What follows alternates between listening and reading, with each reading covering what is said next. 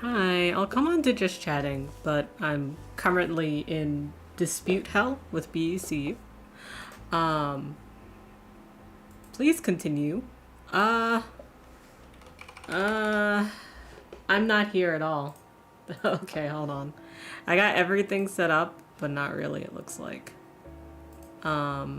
So give me a second. So I tried disputing with PayPal, but PayPal was not having it. So now I'm disputing with my bank, and my bank is disputing with PayPal, but I'm not entirely sure which of these statements fits my situation best.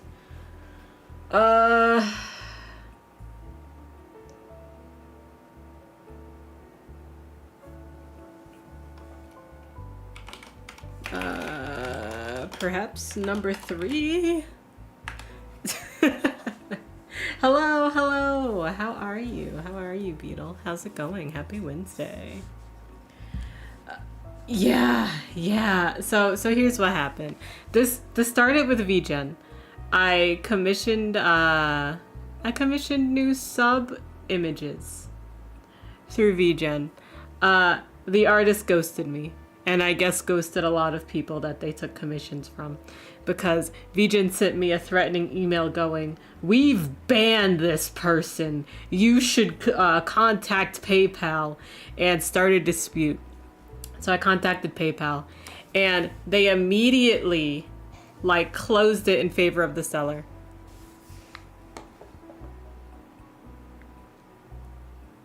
Hold on. I've got to read. A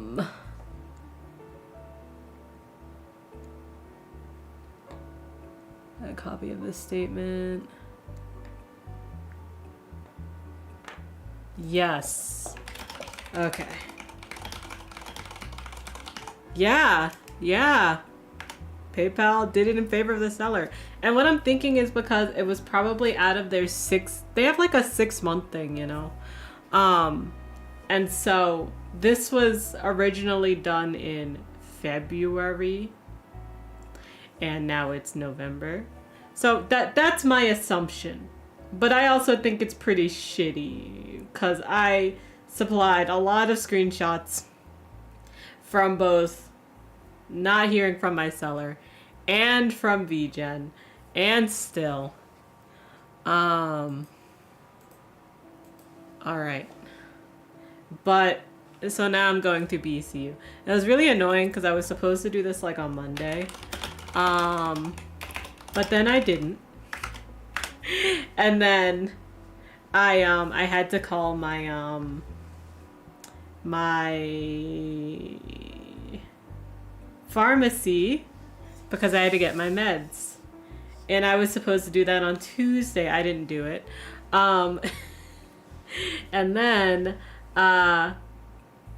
Bank of America, my credit card expired. And usually you receive your updated one way before it expires. I didn't receive that. I was supposed to call them on Sunday about that. Guess who didn't do that? So now I had to do everything today. But I got it all done. I called Bank of America and they're like, "Yeah, we'll send you new shit. It's got to be a new number though. Sorry." And then I called, I called my pharmacy. I got it automated and that was all good. And now I'm talking to BCU. "You just received a replacement debit out of nowhere. It's mine." You received mine. Yeah, it does suck. But I mean, to their credit, they were like, "Yeah, we sent it out. I don't know what happened." And I'm like, "I don't know what happened either." It says Sessu Rescue on your card. I don't know how to break it to you. But that is absolutely my card. Please send it back at your earliest convenience or I will sue.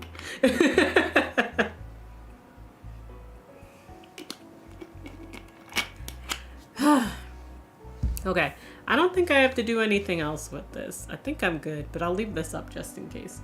You're buying so much plushies. Listen, if you were to take my card and spend it on plushies, I can't fault you on that. I can't get mad.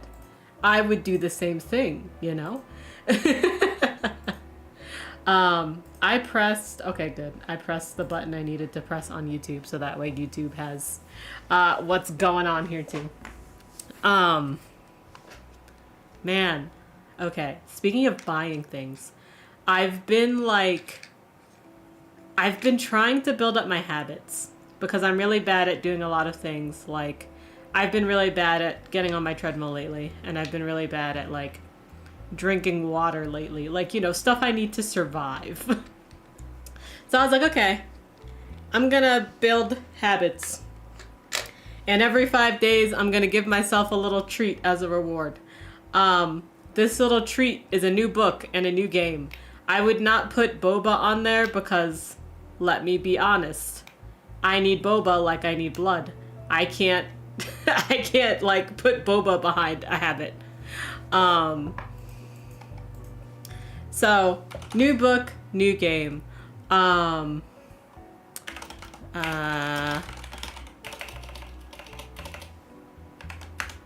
Okay, so last time I've done this successfully once, and I think I'm on track to successfully do it again soon. Hydrate, thank you. Today I have kombucha. I drank my water earlier.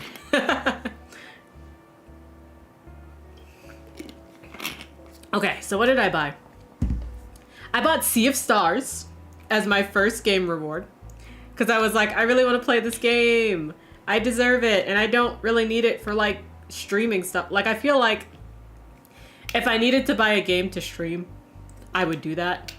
But also, like, I have so many games to play that it's not really necessary. But if I needed to, I would. But I wasn't planning on streaming Sea of Stars anyway, because, well, maybe not. I don't know. But anyway, I bought it, and it's awesome. I haven't tried it yet, but I bought it after my first reward. And then for my book reward, there has been a book that I wanted to buy, and then I forgot about it because I put it on my Amazon wish list, and I do not use that shit. And then I remembered again as I was going through my Amazon wish list, and it was a book, it was an anthology book that came out by Jordan Peele. And it's called Out There Screaming. And so it's a horror anthology. I mean, it's got Jordan Peele on it. I already wanted to read it. In addition, it has N.K. Jemisin on it. So I was like, I absolutely want to read it. So I ended up buying that. I actually picked it up yesterday and read the first two short stories. And basically, the vibes of all the short stories, Jordan Peele explains in his not afterword, the beginning word. You know, I don't remember what it's called, but basically he's like, yeah. So the sunken place in Get Out, I made that, you know, to kind of. It was kind of like our main character's like big fear, you know? And so a lot of the stories are around, yeah, well, let's get some of these artists and some of their big fears and make it into a fun story. N.K. Jemisin hit the ground running. She was first, and her story hit me like a truck. Oh my God. Like, I felt every single like negative emotion positive. Like, I was scared, I was unnerved, I was upset. Her short story was around a black cop who ACAB very much in his case. And he started seeing realistic eyes on cars. Very, very interesting.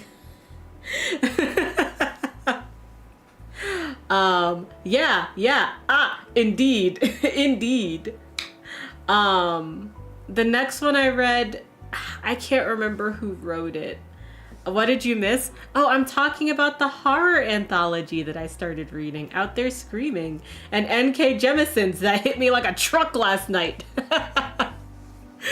I think you were like beside me in bed, and I think I was like, I'm upset, but I don't remember because I was really upset. It was really good, but super upsetting. And then, okay, who wrote the second one?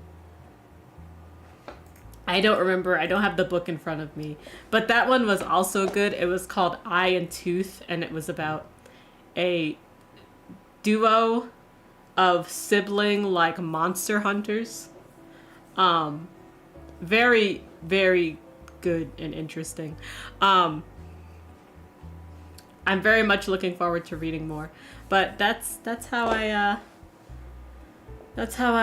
gave myself a little treat this time. Yes, highly recommend gamifying your habits, but there are some different habit trackers out there that already gamify it for you. For example, Habitica is a very good gamifying your habits. For some reason, gamifying your habits in the traditional way does not work for me. My thing is, I need to see what I'm doing, and I don't need all the fluff. As long as I get a little treat, I can make everything else happen, you know? So I've been using like a planner that I bought. It's an interesting planner. I bought this planner originally because I saw someone talk about it on Blue Sky. And I was like, well, that sounds really interesting, and it sounds like exactly what I need. And I mean, there are a lot of different like planner ideologies out there, like specific planners that you know, kind of do all of the guesswork for you, so that way you don't have to do all of the creativity for yourself, which, I mean, you know, it works for some people, it doesn't work for others. This amount of planning worked perfectly for me. And so it's called Jibun Techno. And not Techno, Jibun Techo. And I'll actually put the link in here too. But basically the way that it works is it's a planner that organizes all the different information you have in your life, and there's formats designed to help you plan out your days, set goals, track progress, and keep records of many things that go on in your life. Jibun means myself, and Teko means planner in Japanese, according to their site. And it's not just a planner, it's a fun way you learn about yourself. Yeah. So what I love about it is that, one, it sits flat. That's honestly, I don't find many planners that sit flat. I feel like the ones that I always buy that are like the moleskin, like dot journals and stuff, they're always like, they're never flat, but this is flat, so it's really nice. You'll be lurking. Thanks for coming by, Ash. I really appreciate it.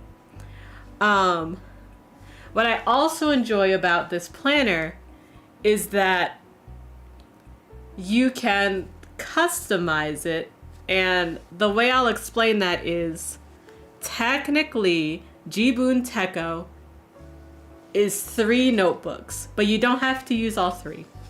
One is a life notebook, and that's where like you can write down like your anniversary shit, like your news, like, oh well, these are things that happened in my life, etc., etc. It's just like your life shit. There's the actual diary portion where it's a dated planner. It has vertical, monthly. What is a Gantt chart? It has a Gantt chart. Hold on. I think I know what it is, but I've never... You know how, like, you know what a thing is, but then when you, like, hear the name, you're like, what the fuck is that? Yes, a Gantt chart. Yeah, exactly. Yeah. So they have like empty charts for that, where you can, that's how I'm working. That's how I'm doing my habits. Like, it's empty so you can write in your own shit. And it's like split out by month. Again, like, I know timeline chart, Gantt chart. I'm like, what the fuck is that? But in any case, and then it has the idea notebook where, it's like just a grid layout where you can write whatever the fuck you want. For me, my therapist says, why don't you write affirmations to yourself there? So I guess that's what I'll be doing. And so I just have them all in a, I have like a planner cover that I had for, I don't know, one of the Tiger and Bunny years where they, had their planners. And I didn't get much use out of the planner, but I am getting a lot of use out of the cover. It's really nice. And I think I just got this stuck in my fucking zipper. It's fine. You meant agile. You're a dummy. I am taking away your computer science degree. I'm taking away the entire thing. Go back to school, you punk.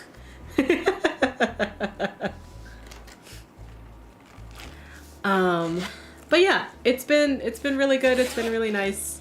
I've been enjoying it. 1 + 1 = 2. Do you pass? You pass first grade. Congrats. You get placed in elementary school. Yeah, yippee. Hopefully the elementary school food is better than when I went to elementary school. Except for Pizza Friday. Pizza Friday was good. But everything else was, you know, kind of lackluster. Okay. You want pizza? You can have it. You're an adult. You can get pizza whenever you want. Man. I had pizza the other day. We got pizza crusts and I made the pizza. And it was awesome. It had cheese. It had soy curls. It was so fucking tasty. I undercooked the crust. I didn't get sick, but I had to throw everything away. And it sucked because the soy curls were so good. Like, I have more soy curls. I can just buy more pizza crust, but it's the principle of the matter, you know? Apparently, I've seen a lot of recipes that use the soy curls in like a buffalo chicken vegan pizza. So like, you know, that could be me soon. Except, I don't know how I feel about ranch on pizza. I think that's a step too far.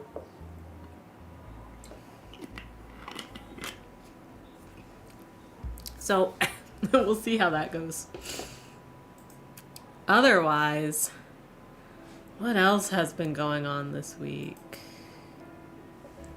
I went to a concert. I went to Moonbule's concert. Listen, Moonbule was great. The line organizing at this fucking place, abysmal. Terrible. So I get there. There's a line out. There's 2 lines outside. I don't know what for. I eventually learned that one is the VIP line and one is the VVIP line, and I had VVIP. So I'm like, okay, cool. I get in the line. As I'm getting close to the front, I learn, hey, you gotta check in. Where is their signage to check in? So I go in and I check in. At this point, our line has started moving, and you know, these check-ins have numbers. Apparently we're supposed to stick with our number. That didn't happen. I just got in at the back or whatever. Also, apparently, the merch had been open and ready for people to browse while they were waiting in line. I didn't know that until we got in. So I'm like talking to a person and I'm like, can I go buy merch? And they're like, I mean, yeah, but your line's gonna move soon. It was fine. The line didn't move for a really long time. So I went and got merch. This is where I met friend number 1 in line with me, where we were like, we don't have anything for Moonbuell to sign. Maybe we can pick something up. CD, already signed. Photo cards, I bought them. It turned out, already signed. So I was like, okay, well shit, it's fine. It's whatever, I really don't need anything signed. Yeah. So I bought some sweatpants. And I went back in line, and I wasn't sure where I was in line, but then someone was like, oh, you were in front of me, and I'm like, oh, okay, thanks. Also, hello Dan, how are you? Should have asked her to sign your forehead. I should have. Iconically, someone wore a shirt with the words pussy on it and got that signed by Moonbuell. Beautiful. Wonderful. I 100% agree.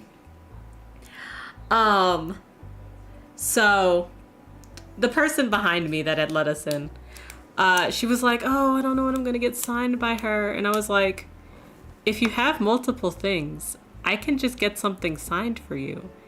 And she's like, are you sure? And I'm like, yeah, I'm not getting anything else signed. Also, hello, Brown Girl Gamer Code. How are you? Hold on. I gotta see who is streaming today. Hold on.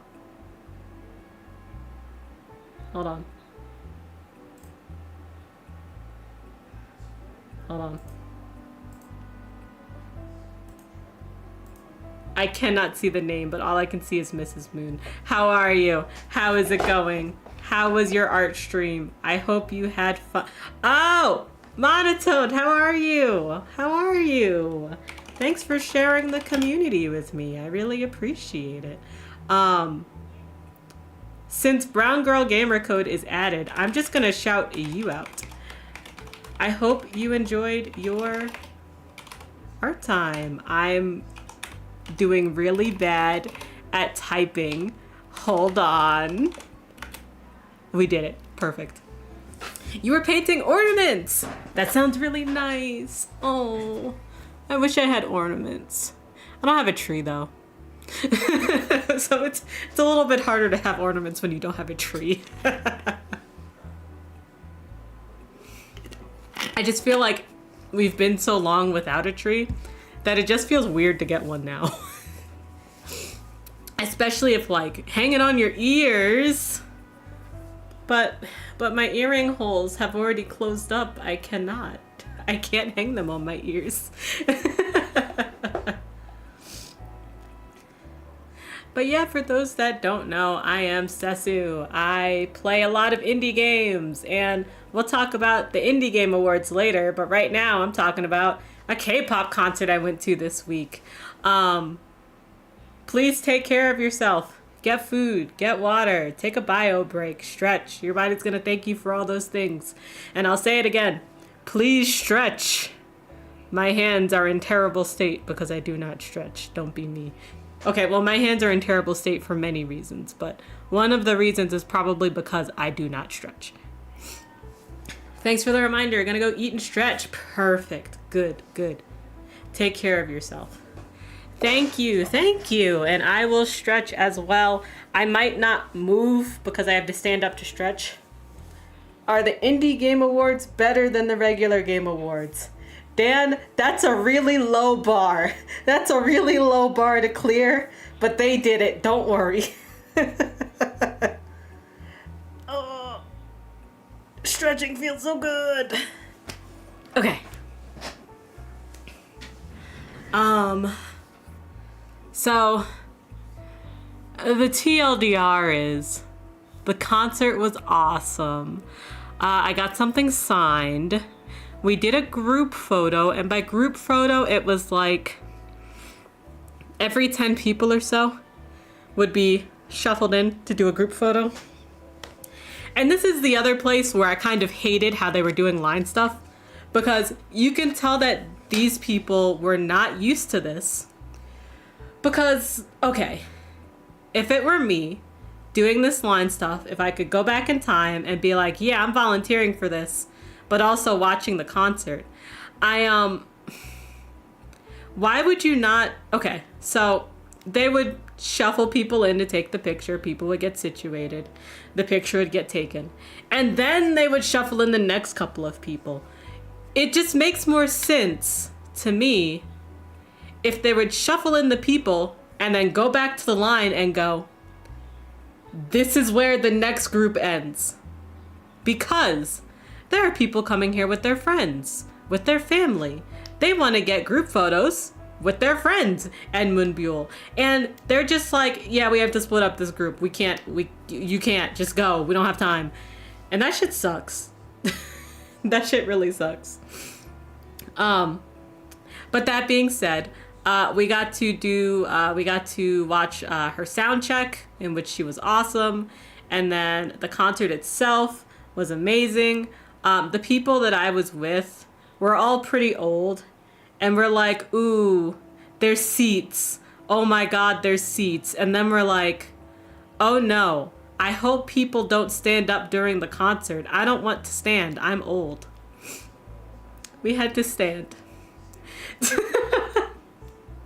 But there were places where we could sit. Like, there were like 3 different times where she was doing a costume change.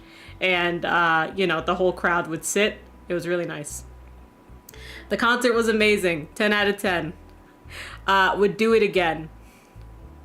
Was she hot? Oh my God, Beetle, was she hot? Oh my God. The first outfit she came out in was like a suit, right? But almost like I don't want to say military suit, because it wasn't like a military suit, but you know that kind of style. But then she had a cutout on her stomach. Ah! Ah! A lot of people took videos, and I think she's also been wearing the same outfits for all of her concerts. So I'll have to send you a video so you could see it, because it's very good. But yeah, it was awesome. It was great. What I love the most about her is that she's very good at talking with the crowd. I took a few videos where she was like, okay guys, what do you want to hear from me? What do you want to hear from me that I'm probably not going to perform on the concert? And then, people would say stuff and she'd be like, okay, hold on. And she'd have to go get a lyric book and look through the lyrics and go, all right. And then do a little acapella of the song. Oh, it was so funny. Yeah. Not knowing her own lyrics, literally. It's very iconic. Very, very Mamamoo, to be honest. But yeah, totally a great time. I had a lot of fun with the friends I met. Had a lot of fun seeing Moonbyul and yelling out, even if I didn't know all the songs. It was great. Highly recommend it. I need Ticketmaster or something else to start telling me about stuff in my area and not in Seattle. Because apparently Dreamcatcher was here this week. Or not this week, last week too. And I was like, what? Because the other person I met had come all the way from Jamaica just to see these 2 groups. Well, to see Dreamcatcher and Moonbyul. And I'm like, damn, real. But also, Dreamcatcher? I think it would have been nice. It would have been cool. I don't listen to too much Dreamcatcher, but some of it. You love when concerts have seats. Sometimes you take the L and sit even though everyone's standing. Okay. So the last concert I went to that had seats was Flow. And honestly, it would have been great to sit, but I was in the front row. I couldn't sit. I couldn't sit. Oh, And like, especially near the end, I'm sure like the security person was probably looking at me and going, are they fucking okay? Because I was like, I was dying, but I was jumping and belting, but I was also dying. I was so tired after that, but it was so fun. Exactly. When you're in the front, like, you have to stand. When you're in the back, you know. That being said, the place I went to, sitting in the front was terrible for acoustics, but it was great for seeing them. And that's what matters the most, is seeing them and making eye contact with them, you know? I made some pretty good eye contact. But yeah, it's just the acoustics. My God, I could not hear much of a thing. Yes, exactly. The concert's about being there. Yeah. Gross eye contact. I agree, unless it's from a star or person that I'll never see again, you know? Like, I'm okay making eye contact with my crush from Flo from my teenage years because I know I will never run into him again on the street. Oh, he was so pretty too. Oh, man, that was great. It's great when I'm like 30 and he's like 50, because I'm like, ooh, I have a chance now. Obviously I have no chance, but it's the thought that counts, you know? Exactly. The priorities.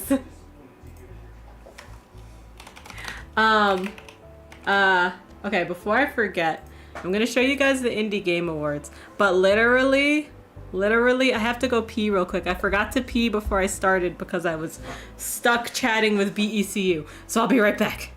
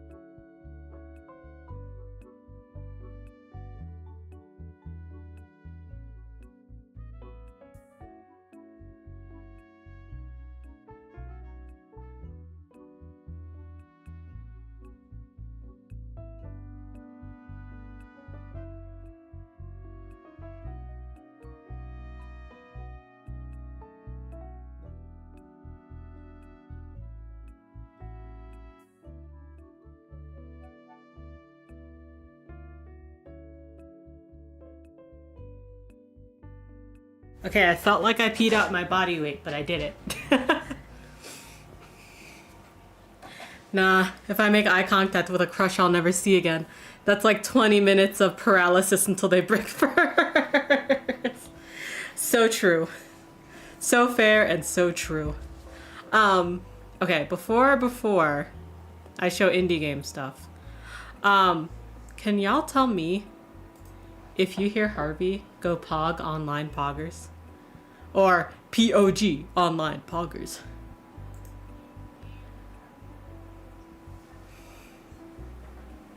Did he come through for you?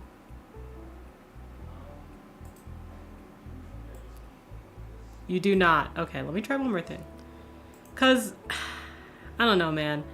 Oh, you know, I don't have the thing open. Hold on. I turned it off because it totally wasn't working, but hold on, let me double check. I've got to get to like my settings. Like, Harvey, what are you coming out of? Harvey, how do I see that?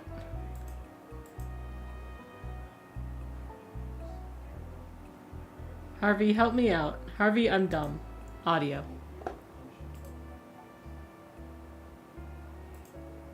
Okay. Let's try once more. Oh, now I disabled him.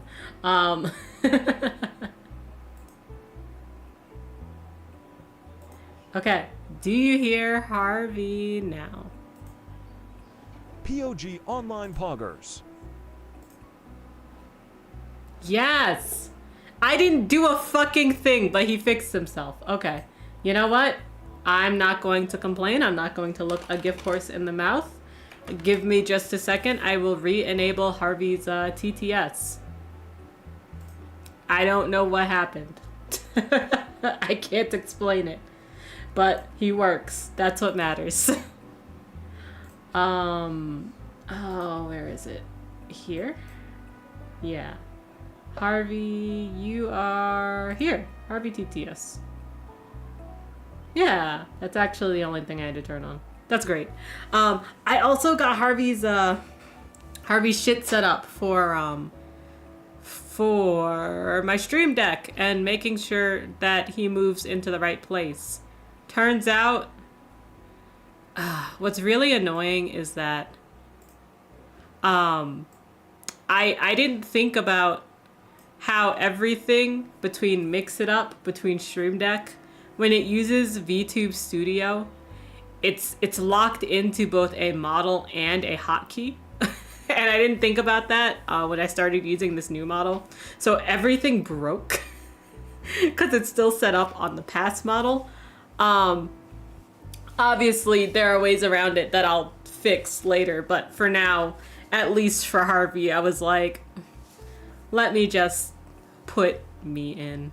Let me just put this one in. If I switch to a different, like, outfit, we'll figure it out. I know that there's a way when I switch, like, on Mix It Up to switch my channel point redeems too, to make sure they're the right thing. So I'll look up that stuff.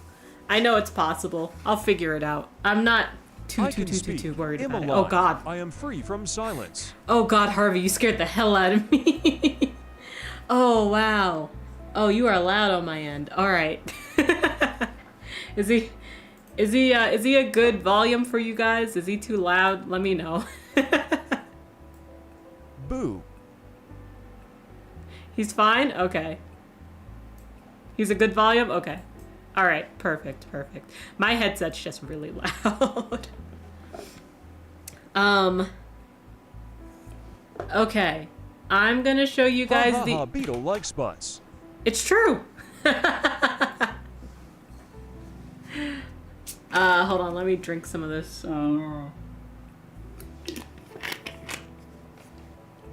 Anyway, I'm going to show you guys the Indie Game Award nominations, but I'm going to show them to you from Blue Sky because on their site, they don't really have the like thumbnails for each of the games. And so that's what we're going to do. So let me go to my games and my desktop should come up. I don't think anything else will come up that's not supposed to. We'll find out together.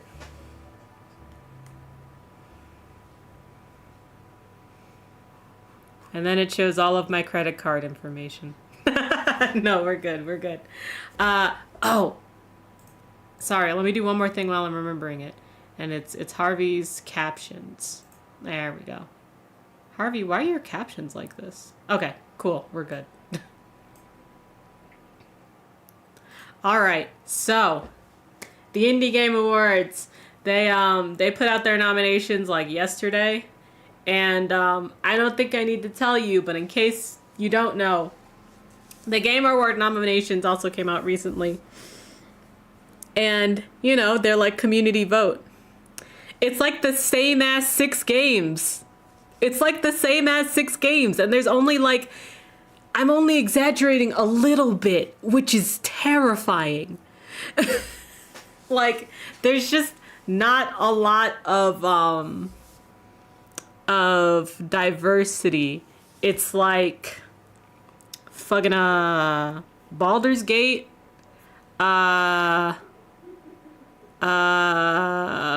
of Duty. I can't remember the rest because I just genuinely didn't care.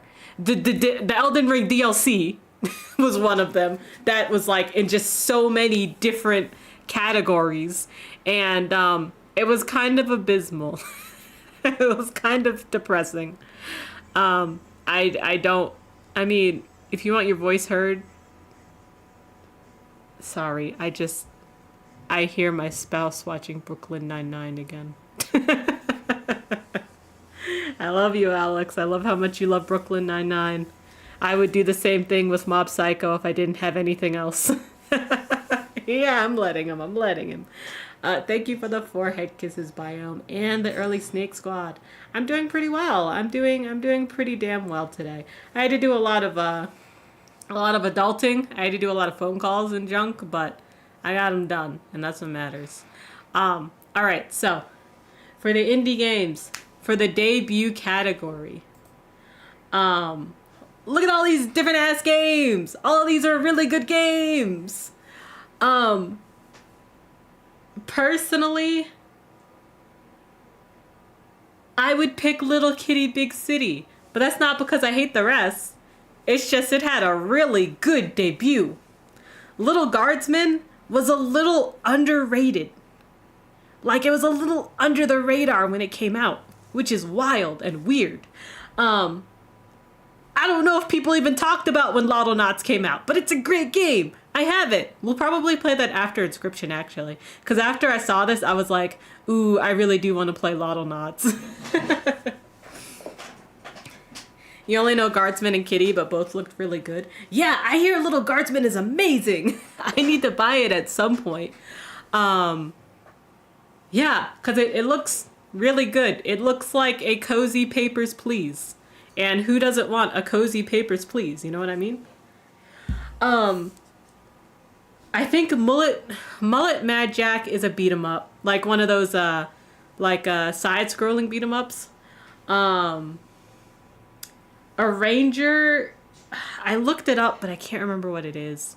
Hold on, let me pull up my Steam on this side. A Ranger is like a role-playing puzzle.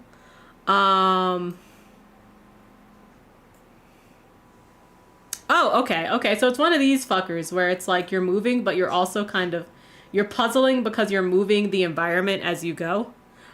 Which honestly, pretty awesome. Pretty cool. Why are there only 151 reviews? Honestly, that makes me feel great about these indie awards because they're really picking up shit that like isn't just, oh, everyone thinks it's popular, you know? They're actually thinking about what they're nominating. It's a cozy Papers, Please, but you also get to sass everyone. I love that. We have accessibility. Honestly, what I hate about the accessibility category is nothing against the accessibility category. It's just that I'm really into accessibility, and I don't know about any of these because I don't look it up as much, and I really need to do more research in that. I do know that Another Crab's Treasure I remember when it came out, it was getting a lot of stuff about its accessibility. And then, I mean, Surmount is a climbing game, so I know that it also has a lot about accessibility, like being able to play it easier, you know? But that being said, I can't really talk about this category because I don't know what all these games are doing. I know that they all deserve to be here, but until I really look it up, I can't say which one I'd personally say is the winner. Another Crab's Treasure is just a Soulsborne with a one-hit win mode. Yeah, it definitely is a Soulsborne. I played the demo and I was like, ooh, this is too hard for me. But it's got a one-hit win mode. Genuinely, I love that. Because, you know, at the end of the day, who cares if you beat the game? and a one-hit win mode. It's a solo game. And if that gets you through the story and gets you actually seeing the game, who am I to judge, you know? I genuinely love when devs are like, yes, we will put things in to make this a little more accessible and easy for people to play so they can actually like check out our game. And I know that there's a lot of debate and dispute with that, especially when it comes to like Soulsborns, especially when it comes to like difficult games, but I know that my opinion is different. Yeah, just equip the gun and shoot everything to death. Doesn't seem fun to me, but if it does the job for you, go for it. Yeah, and I mean, a lot of it comes down to like, I want to experience this game.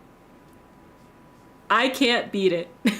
And like, you know, for some games, the working through it is the fun part. Example, Celeste. Celeste has accessibility to make it easier, but this game is also very difficult, and that's part of its like core message. And so it really is up to the dev to kind of balance like how much they quote unquote compromise on their message to make it more accessible to more people to play. It's a fascinating subject that I just don't have time to talk about right now. Music. Genuinely, I'm upset. Where's Thirsty Suitors? I say this because Thirsty Suitors is in a different nomination category, even though I didn't expect it. Like, it came out November of last year, so I actually wasn't expecting it. I don't know like what category in terms of timeline that the awards chooses. I would have assumed that it's all like post 2024, but they probably go from like November 2023. In any case, I was upset that it wasn't here because the music in that was good. That being said, I haven't played any of these games. I have seen people play Pacific Drive, but I haven't played it myself. So I can't talk about this category, even though I love music and I would love to talk about this category. But these are all the games that are here. If you've played any of them, please check it out. Also, while I talk about this, I'm going to put the Indie Awards website in the chat. And that's because all of these games, they have a Steam link. So that way you can just immediately go like, huh, what is Flock? Boom, Steam, check it out. It's a multiplayer co-op. I actually genuinely didn't know that. But yeah, so I put that in because I found a lot of games to wishlist through that. Okay. You would rate ACT highly in general though, oh, hold on. You wouldn't rate it highly here in accessibility because it's not really a unique or impressive accessibility option, but it's definitely noteworthy because it's an extremely anti-accessibility genre. I agree with you on that, 100%. I would rate ACT highly in general though because it's a Soulsborne that I enjoy the look and humor of and might actually play someday. Yeah, it's a very good looking game and the humor feels very, you know, it feels good. It feels good. Personally for me, I'm not a Soulsborne girly, so I can't really play it. I say that as I bought Elden Ring and I'm planning on playing it. It's a very loose morals type of thing, you know. For visual design, and one thing I kind of wish we had in the indie games nominees, which maybe it's just because, you know, they're not really AAA games all that much, so we can't really do it all that much. But we have a music, we have a visual design, we don't have a sound design. Hold on, let me double check that. We don't have a sound design. And honestly, I really wish we had a sound design category, because that's also one of my favorite things is music and sound design. How are they using the sound? And there are a lot of indie games that are doing good shit with that. See Mouthwashing. Anyway, visual design. We have a lot of really good looking games here. Me, personally, I've only seen Ultros and Plucky Squire. And from what I've seen of those two games, I really hope that they're like, if not first, then like second or something. Although I know that they'll be like, there's only one winner, we're not gonna rank these guys. But Ultros is so fucking beautiful. And it's so unique looking. And if you guys don't remember Ultros, we played the demo for it during, I don't remember which one, but it's the game that fucking looks like this. Like, it's just got a really good looking palette, really good looking art. Overall, just a really good looking visual, like, design game. Like, everything is very, like, knit, you know? It's very knit together to make a really good presentation. So I'm really hoping that Ultros can take it here. I don't know for sure. But then I really also enjoy the visual design of Plucky Squire because it is very, very unique. And if you haven't seen the Plucky Squire, it jumps between 2D and 3D. And I just think that's really fucking neat. No one else is doing this, you know? At least not really. So I thought that was cool as hell. Yeah, I did look up Crow Country too. Yeah, that's exactly what I thought when I looked at it. I was like, oh, this is a very old looking design. But for what they're trying to do, like they're doing it. It's very cohesive, you know? And you're absolutely right. It is very PS1 style, which, you know, people are really getting into the retro feel of games these days. So, like, I can't be mad about it because usually retro for a lot of these games is Game Boy Color, Game Boy Advance, Pixel. So this is pretty unique, seeing a PS1 style, and that's pretty cool. Hot take, Cobbler's tools are pretty good. Just don't make Ceci play Crow Catastrophe. Is that an actual game or are you making it up for the joke? You're making it up for the joke, for the bit. I love it. I mean, I can't say anything about the rest of these games, but Haunty looks like it's very black and white, and I think that's cool. You can look it up. It's real. I'll look it up later. Hold on. I want to see what Haunty looks like. Oh, that fucks. Oh, that's good. Oh, they really popped off with that. Oh, shit. And see, this is what I love about the Indie Game Awards. All of their nominations are really fucking good. I think... Did I see Ronnie play Harold Halibut? I don't remember. I don't remember liking its visual design that much, personally. I don't think it was bad. I just personally wasn't a fan. Right! That's so much cooler than the cover art! What the fuck? Oh my god. Hold on, I'm adding this to my wish list. It is $20. I'm adding this to my wish list. I don't know what kind of game this is, but it looks like the type of game I want to check out. It's an indie game based on N64 graphics and has a lot of dark lore. For Harold Halibut or for... No, for Crow Catastrophe. Okay, I got you. Yeah, so the really cool thing about Harold Halibut... since I'm talking about all the visual designs about this, because they're all super unique and interesting. This one is like claymation.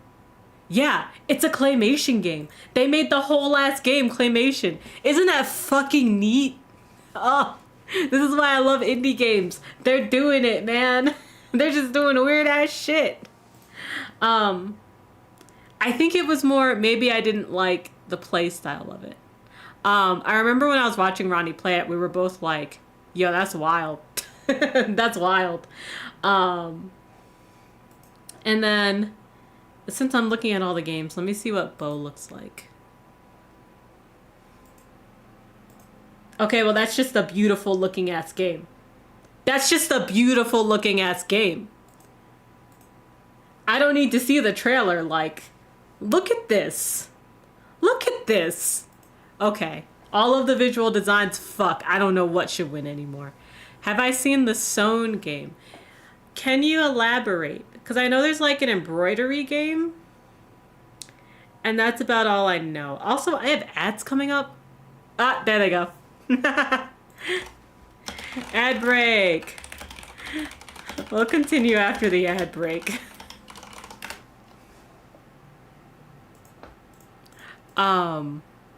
Man, all these games look really fucking good. Okay, let me... Acrobatic aerial combat. Powerful mystical abilities. An interconnected world of myth as you unravel the mysteries of your origin. Okay, well now I'm gonna look at the launch trailer. Because now I want to see what the fuck's going on in this game.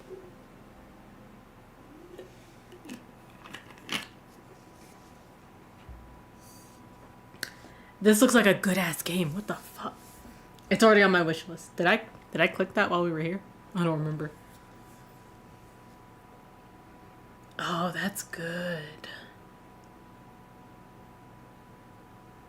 Oh, and it's a Metroidvania.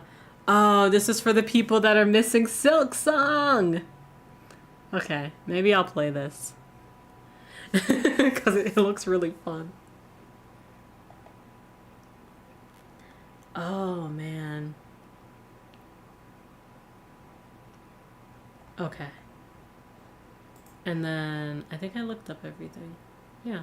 I do want to see more about Hanti, though. Like, I'm totally like, yeah, I should play it, but let me... Let's see. Oh, it's very good looking. Yeah, I should play this. I should play the hell out of this. You can haunt. You can explore. You can collect. I love collecting. A unique handcrafted art feel. Yeah, that two-tone palette is doing it. Oh man, it is doing it. Okay. I'm gonna pull up bite-sized game for when we get back.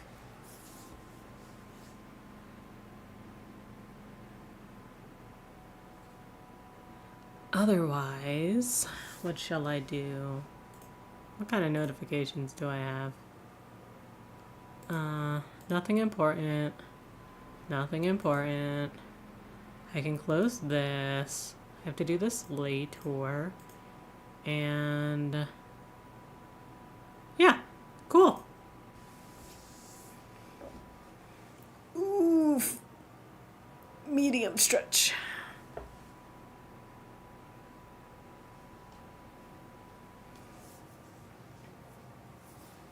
Okay, welcome back from the break.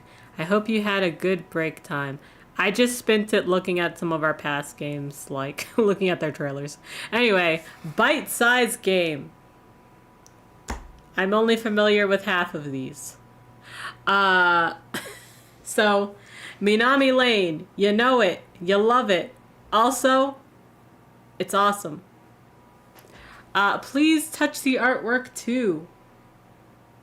I remember people really like it. I haven't played it myself. Thank goodness you're here.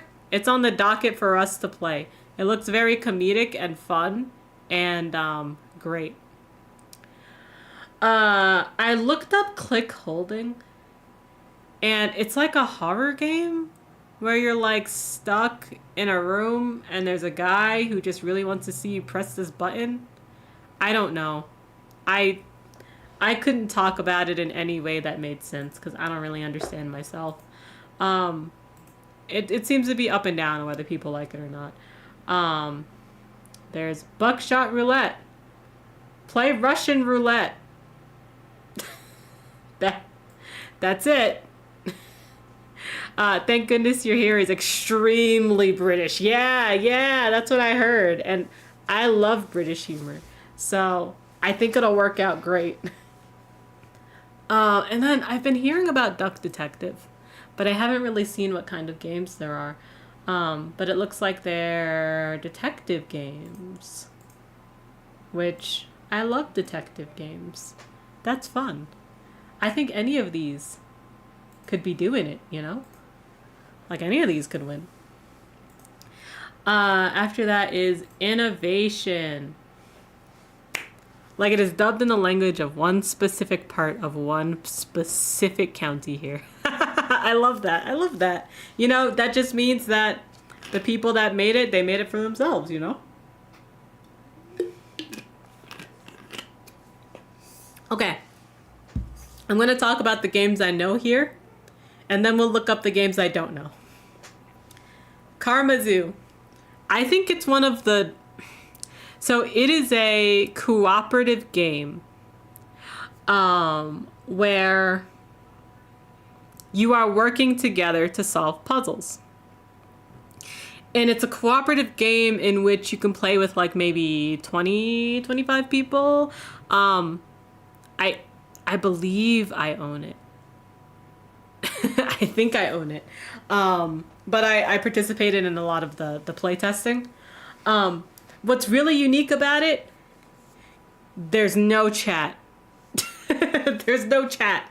You're just having a good time, like being with people, like cooperating with people.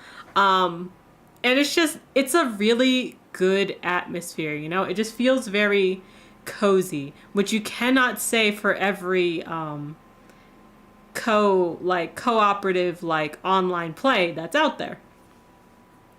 For Rusty's retirement, I don't think we got a lot of these. I feel like Rusty's retirement was probably the very first one where we got a desktop game. A game that only took up a little bit of your screen, and it was like an idle clicker. I love Rusty's retirement. I played it for like a week, and in true ADHD fashion, I haven't picked it up again, but I probably will, especially after playing Dino Market. It also, like, a lot of people got, what's the word?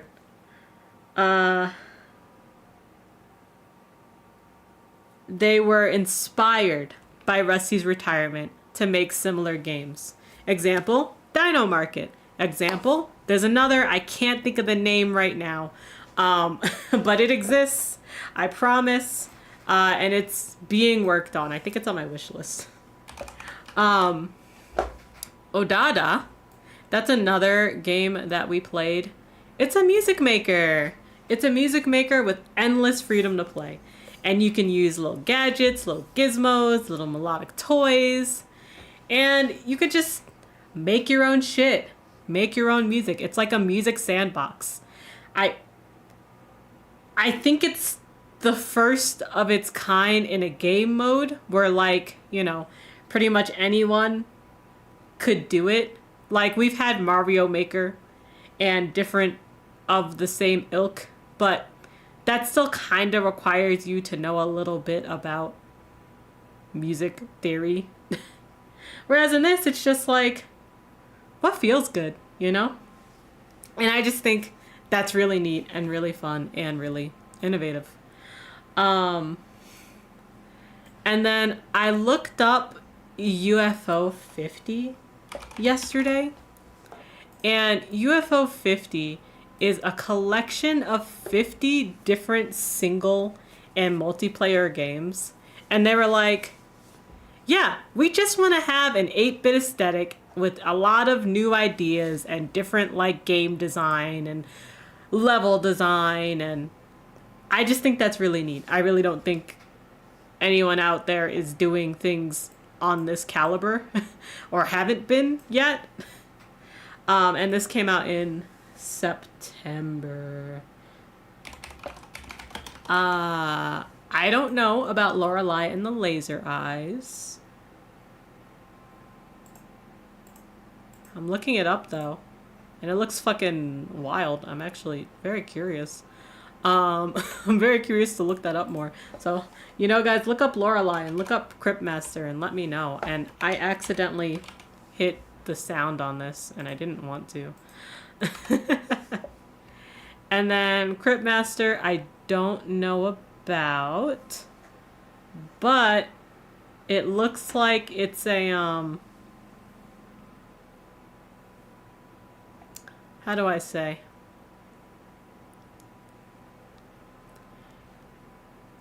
It's a game where you can interact with the world and conquer like puzzles by typing or speaking any word you can think of. So it reminds me of like a text adventure kind of game, you know? But it's got good graphics and it's got multiple storylines and you can solve things multiple ways, and honestly I'm putting it on my wish list because that looks cool as fuck. But yeah, all of these super innovative, super cool.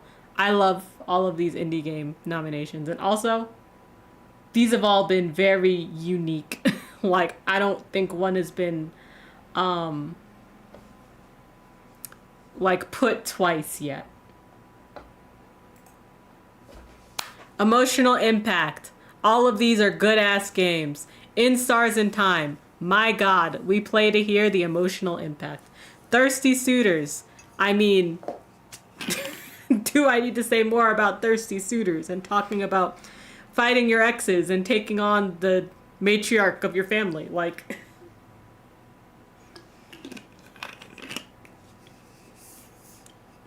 and then from the little bit I saw from Until Then, I know that shit's gonna wreck me. I know it is. I'm gonna play it, but it's gonna wreck me. I can't talk about the other three. Have people been enjoying Neva? Do people like it? I only have to assume so. No one in my circle has really talked about Neva. So I just have to assume it was really good. I mean, it was made by the people that made Gris, so I'm sure they're gonna make me cry, you know? Gameplay design. The only one I know from these is Tiny Glade and Balatro. And from what I've seen from Tiny Glade, it's one of those where, you know, it's kind of like a, you know, I was trying to think of the genre, and the name I came up with was just the name of a different game in the genre. Like, it's a sandbox game. But its gameplay looks really fucking good. Like, it looks really solid. Like, I don't really like building games all that much. But from what I've seen from Tiny Glade, I'm just like, ooh, that actually looks really nice and simple and not like too, oh, excuse me, too complicated. And I think also, because I watched someone talk about this in a YouTube video about Tiny Glade and games of that nature, but specifically in Tiny Glade, you know, I mean, a lot of these games come from, we want you to be relaxed, we want you to be creative, but like me, I'm as creative as like a wet sponge. Like I can't really think like, oh yes, I'm gonna make this. And so I think from what I remember listening to the YouTube video, that there are prompts, like daily prompts that kind of help you help kickstart your creativity into building something, you know, which I think is really neat. Yeah, not your thing, but this looks cute. You'd watch streams of it. Right, I would too. I would watch so many streams of this.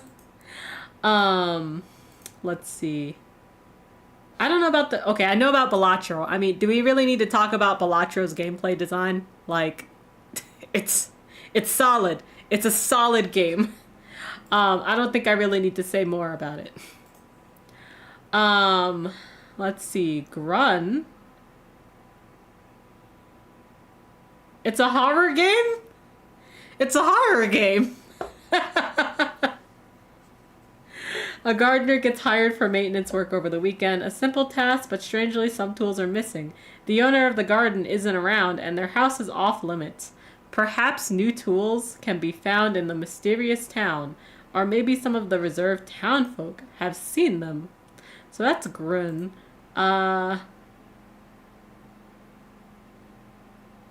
Open exploration with twin stick shooters.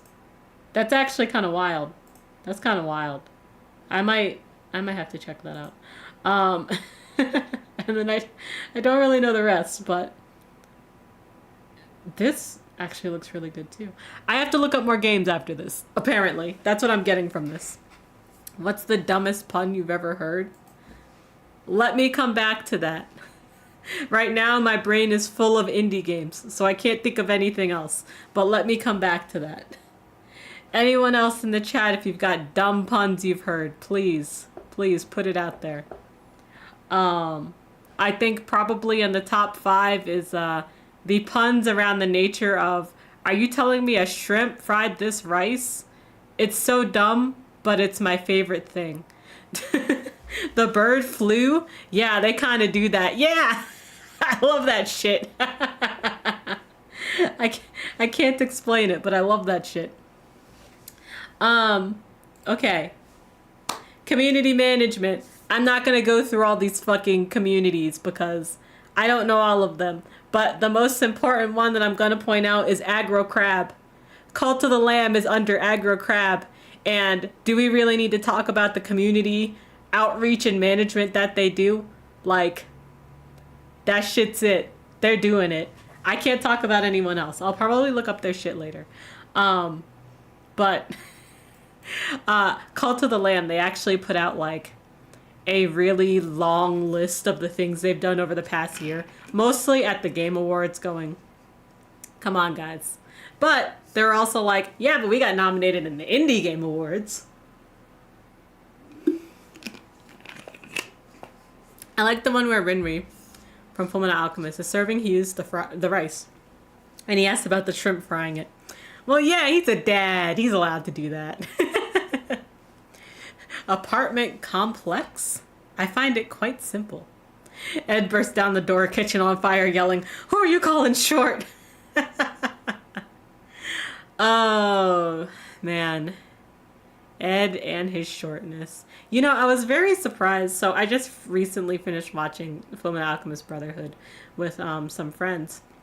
And I just think it's funny that as the more we got into the shonen and the end game, we just didn't you just didn't really get too triggered about being called short near the end.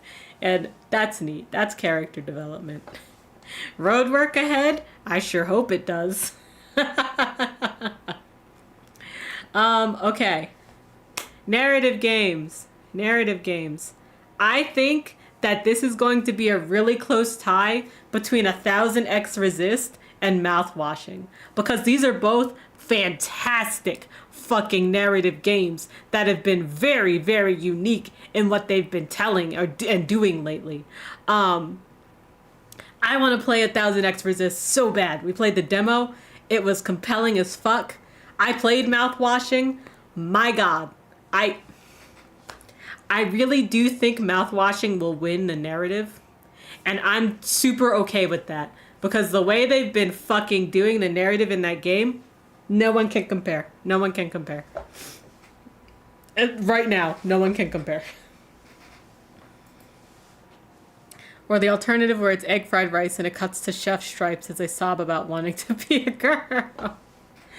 Ah, the egg cracked. Fun fact, the phrase head of the dragon, tail of the shrimp refers to something that starts great but ends poorly. Yeah, that makes sense to me. That makes a lot of sense to me. We're almost done. Women-led games. These are all really good games. Personally, I have Key Locker. I have Love Ghosty. I played Gordlets. Love Ghosty is so fun and so cute. Mexico 1921, I've seen a trailer for, and it looks really good. And then Key Locker, I kickstarted it. I wonder if my weapon made it through. I kickstarted it to the point where I had a weapon, and I hope it made it through. You're really excited about Nightmare Cart. I don't know Nightmare Cart, so let me look it up real quick. Zoom through gothic streets in this horror-themed vehicular combat racing game. That's actually cool as fuck. Look at that shit. That's really neat. That's also just very unique. I haven't seen this before. I haven't, like, you've seen different, like, Mario Kart-esque games, but nothing like this. That's pretty cool. So yeah, check out Nightmare Cart.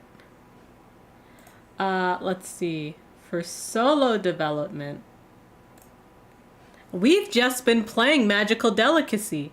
That was made by one dev. Isn't that fucking wild?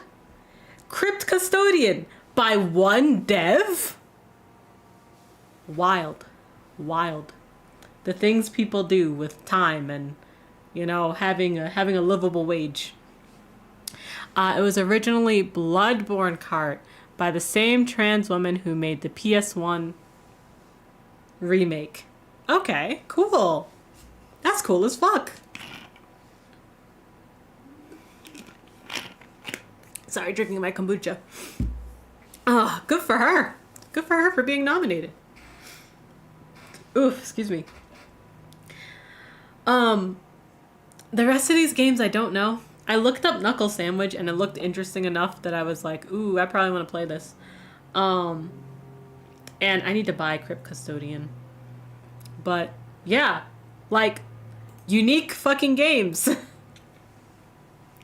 Sony took issue with it, so the Bloodborne elements had to be removed. So she just straight up stuck her persona in there, and I think that's really cool. That is really fucking cool. Good for her, really. Oh, man. Yeah, it gets really hard when you have games that are based on certain things, because, 90% of the time, well, 70% of the, 60% of the time, companies will just ignore it. But then that 40% is when they go, no, we didn't like that. You can't do that anymore. So good for her, really. And then we've got a lot of games for Game of the Year. Here's the first half. 1000X Resist, Animal Well, Arcole, Balatro, Crypt Custodian, Lorelei and the Laser Eyes, Mouthwashing, Neva, 9 Souls, UFO 50. And then the second half... No, that's all of them. Sorry, that's all of them. These are the Game of the Year nominees. Who do you think's gonna win? I think Balatro and Mouthwashing are bringing a ton to this. I think they're bringing a ton to this. 1000X Resist, also bringing their A game here. I don't really know if Neva's gonna have a chance, to be honest. Because like I said, I haven't seen anyone talking about Neva. I've seen everyone talking about Balatro mouthwashing. So I don't know. I guess we'll see what happens, but genuinely, I couldn't say who's gonna win. I don't think these are public vote. At least they don't have a spot for voting anywhere. So I think it's mostly just they have a panel of judges that will vote. Which honestly I particularly like. I mean, I can say a whole lot of fucking shit about how I hate award ceremonies and popular opinion. Because award ceremonies and popular opinion are always, it's always popular opinion. So like the Game Awards, you always see the same sick shit. So at least with the panel of judges and, having a unique variety of games in all of these where not once have they been repeated except for Game of the Year, which I think is fine. Yeah, I think it could go anyway. Personally, Balatro is one of your least favorite roguelike deck builders. I'm not good at Balatro, and I do not care for it much myself. But I know that people love it. And I can't dispute that. Don't get me wrong, I still love it. But I love the rest of the genre, and I feel like Balatro is pretty flawed. That's fair. That's fair. I'm not a big roguelike deck builder person myself, even though I've played Balatro and now I'm playing Inscryption. Um, I'm generally not a big deck builder. I don't particularly go out of my way to find deck building games. But I was really curious about Balatro because all I heard were good, perfect things about Balatro. And then when I played it, I was like, oh, yeah, I just don't really enjoy this genre unless there's something else going on for it. Like, I enjoy the hell out of Inscryption, and that's because there's a good narrative, you know? That, like, there's other shit going on with it. It's like roguelike deck building and as opposed to just roguelike deck building. So that's my own opinion. And that's your opinion too. And I mean, we don't have the same opinion, but we're both on the side of, Balatra's okay. and that's okay, you know? People are allowed to have opinions. But yeah, I'm very curious to see who's gonna win. I really hope Mouthwashing takes home at least one, like either Game of the Year or the narrative, because again, Mouthwashing did things narratively that I've never seen people do successfully. I don't want to spoil things. I don't want to spoil things at all, but it tackled some genres that are really hard to do well, and they did it flawlessly. So I really want it to take home something. Like, cause it was amazing.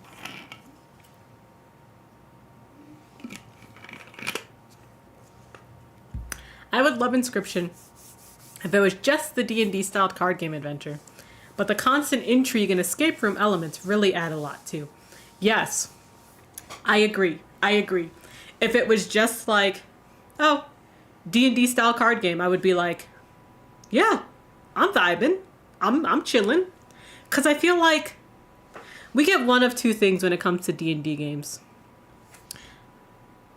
And it's really more of one thing, and that's D&D RPG, you know?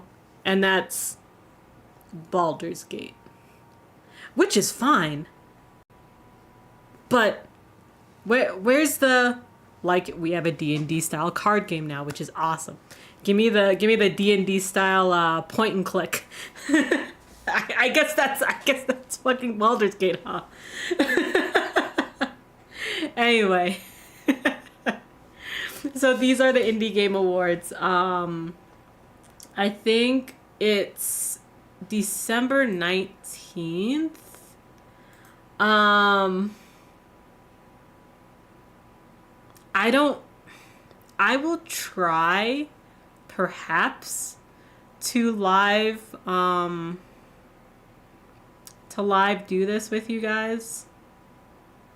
But I have a friend visiting that weekend. So what might happen is that maybe the week after we might do a live reaction to a VOD. So stay tuned. Stay tuned. As we get closer, I'll let you guys know. Because I can probably craft out time, but I just don't know, you know? Okay. That's it for reals. Let me switch to my just chatting real quick. And that's just because I'm pulling up Inscryption.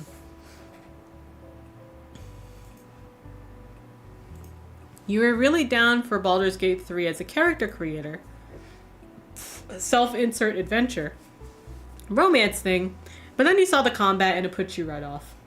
So, like, I couldn't play Baldur's Gate 3 until the WASDA mod came up. Like, I was like, okay, combat's combat. That's fine. That's okay. But goddamn, if I have to point to if I have to point to move everywhere, that shit sucks. I had to click to move everywhere. That's the worst shit ever. And then the WASD mod came out, and I was like, that's it. But now I'm in the point where I still haven't finished the game, because when I played it, Act 3 was really, like, shitty. It was very shitty in terms of, like, the actual game quality. Like, it was very laggy. And then also it just wasn't as, it didn't feel as fleshed out as Acts 1 and 2. That being said, it's been a while. And also I'm having a lot of trouble with all the combat. But I found a mod where basically you could just put as many people as you fucking want in a party and just beat down on all the enemies. So that's probably what I'm gonna do. I can't even be mad about it. Should have tried the controller mode. Yeah, definitely on PS5 it's better. I think at the time that Baldur's Gate came out, I was like having trouble with my controllers. So I was like, well, keyboard and mouse, that's it. You're not a big fan of turn-based games that aren't card games, but also the way it zooms out just feels so impersonal, and I want it to be me in the game, not God. Yes. I wonder, is Dragon Age better for this, Alex? I haven't played Dragon Age. I played like maybe an hour of Dragon Age once. Yeah, I know it's not turn-based.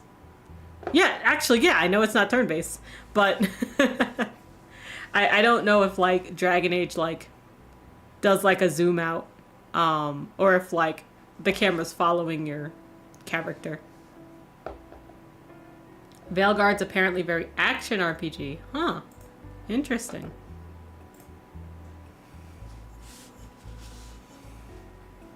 Let me switch back over. Let me also... I might be, like, randomly on Shoost, like, doing weird shit. No, we're good. Okay. Looks like you can hear the game. You could see the game. Let me just change my category.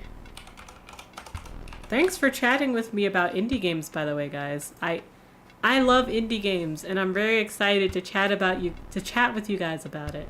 And also, I just recently saw a friend play through the game that got me into indie games, A Short Hike, and I got kind of revitalized from that.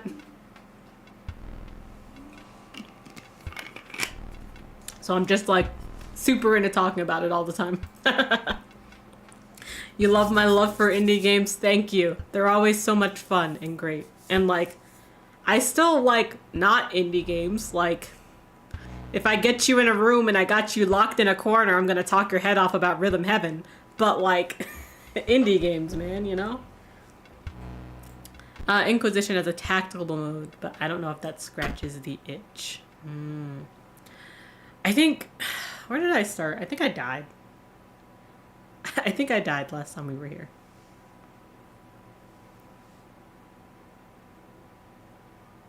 Yep, that's the save.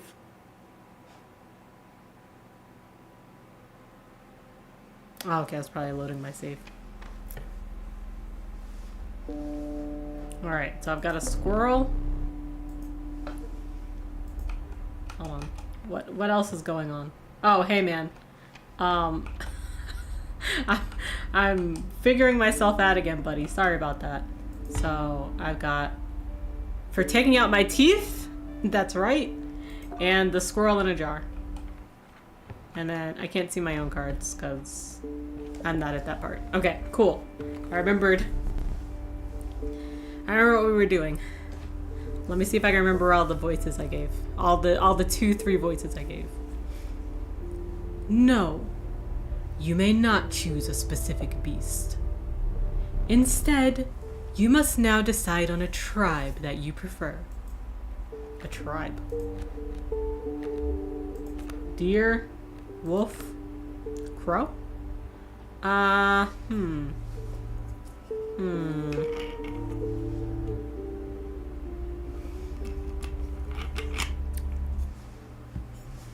Let's pick a wolf. The proud wolf, A vicious contender. A randomly chosen canine card. Do you wish for something else? I mean, I don't think I could.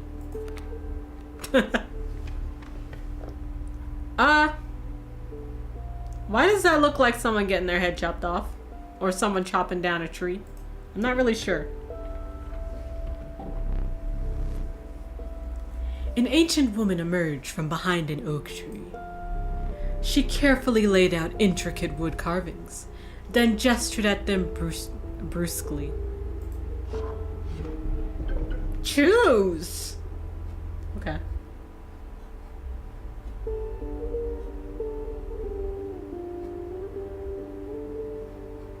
Do I want ant, smelly, or dive?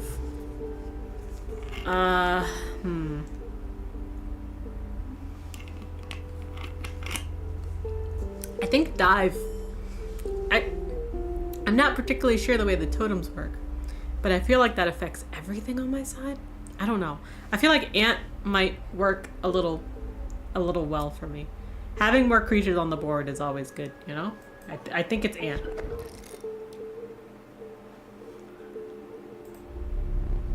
The old woman bared her teeth in satisfaction. Your first totem was complete. The ant spawner sigil will now be marked upon all your squirrel creatures. Oh, that's awesome, actually. I think that's pretty damn good.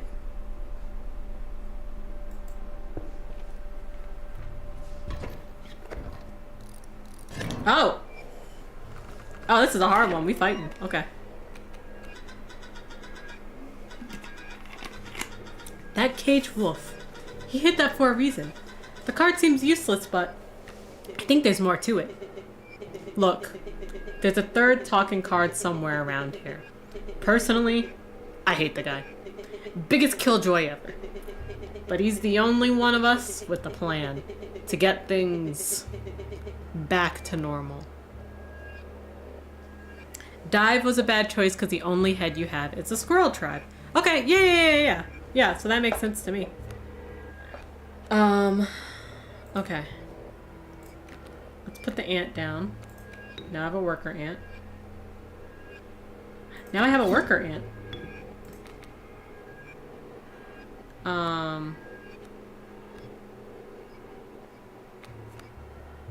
Alright, buddy. Alright, buddy, do well. You weren't necessarily to know that, but I'm glad you decided against it. That's good. Bad play. You wanna come do this, bitch?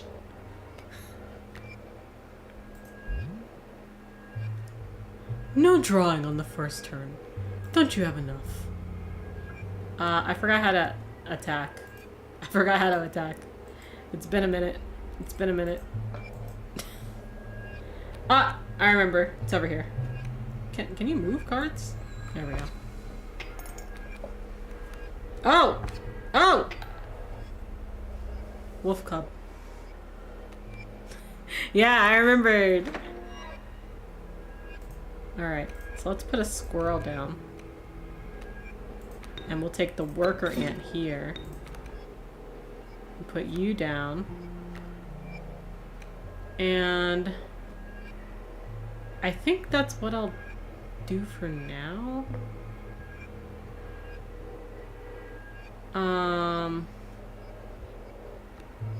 Actually, it would be nice. Oh, what are you doing?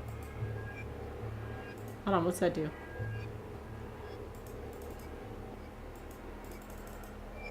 I can't see. There we go.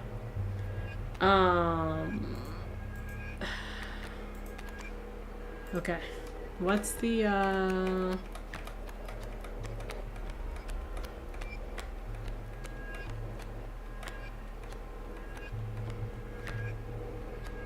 No, it's like a wolf-looking guy.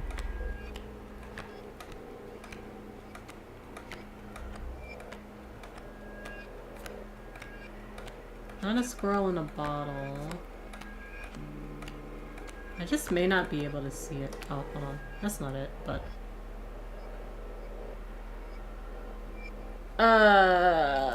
It's fine. It's fine. No, it's not fine. What is that? Oh, Guardian. Right, okay. Guardian. Okay.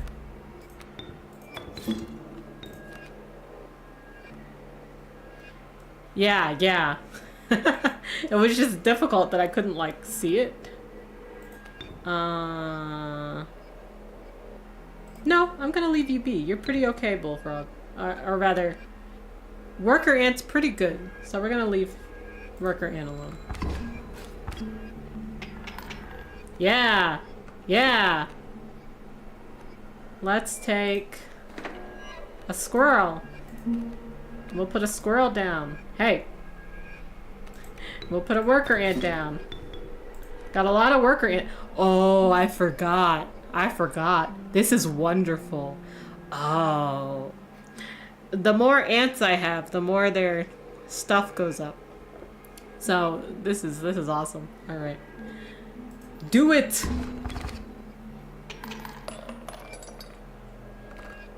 Yeah, this is a little busted. Oh, good job, me.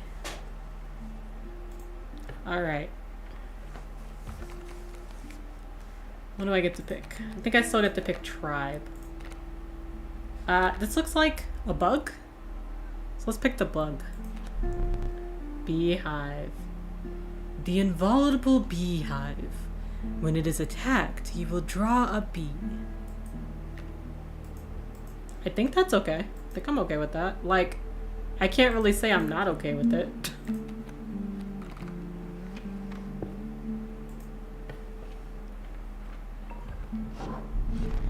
The bones of the ancient woman creaked and groaned as she approached. With gently shaking hands, she placed her offerings before you. Oh. Okay. I think I will take the bees. But you're gonna stay on here. Yeah. I'm still okay with that. The old woman collected her pieces and shuffled off into the darkness. Oh, okay. Let me stretch right now. I'm gonna stand up and stretch, 'cause it's good for my body. If you are not doing anything, please consider stretching too. Your body will thank you for it. You don't have to stand up and stretch. You can sit down and stretch. Stretch out your legs, stretch your arms. Stretch your neck. Well, you know. Yeah, those do count as stretches. Your body's gonna thank you for all that shit. Oof. Okay. Skull. Skull. Oh, let's see what's in the skull. Oh, okay. We're just fighting. What's going on over there? I think when I kill you, I get hurt. Yeah.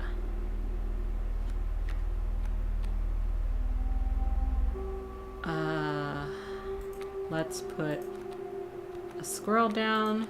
Let's put a worker ant down.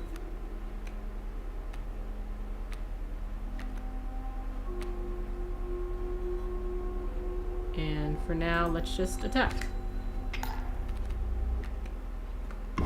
Yeah, I was like, ooh, bad place to put it. They're just gonna die. All right. So let me put my squirrel down. Let me put... I can at least kill this guy. Yeah, I can at least kill that guy.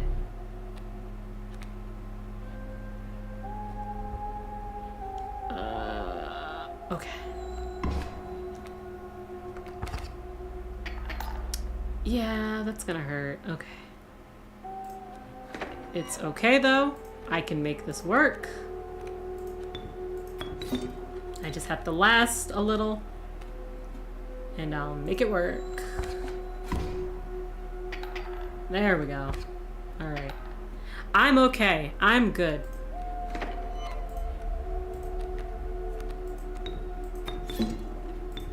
Like, what's the point of doing anything else when I just have an army of ants? Am I right?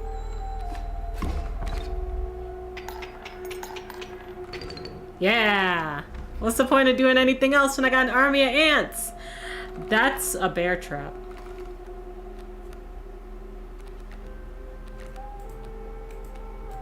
Oh, I didn't know I could see these guys.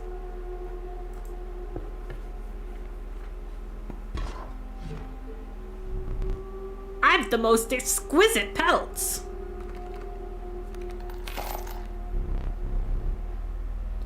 The first one's free.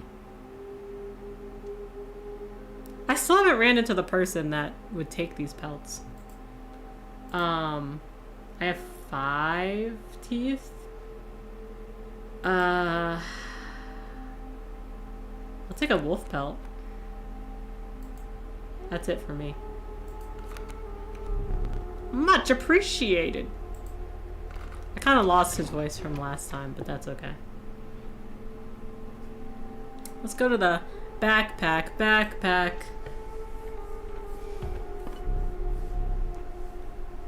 If you deem it necessary, you may cut up one of my cards with these. Why?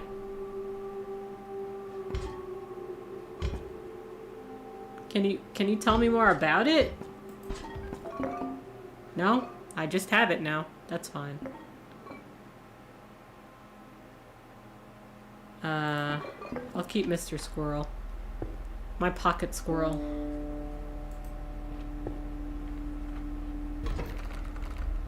Alright, we've got 2 boulders. What do I have? I have a beehive. Okay, cool. And then... coyote. Okay. So I'll put the squirrel here. I'll put our worker ant here. Literally just deletes a card. Oh, okay. I see. I get it. I can get why I would want to do that too.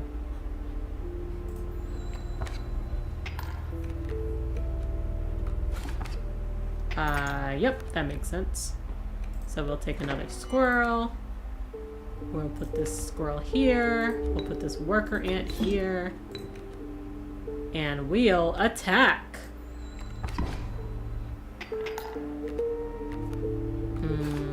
Now I've got a porcupine. But that's okay, because I've got more ants.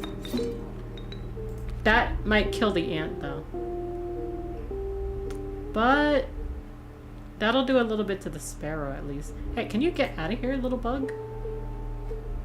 Alright.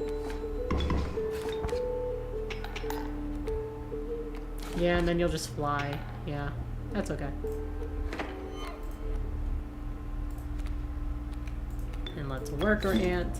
Eventually the worker ant, like, philosophy will not pay off, but until then, we're doing it.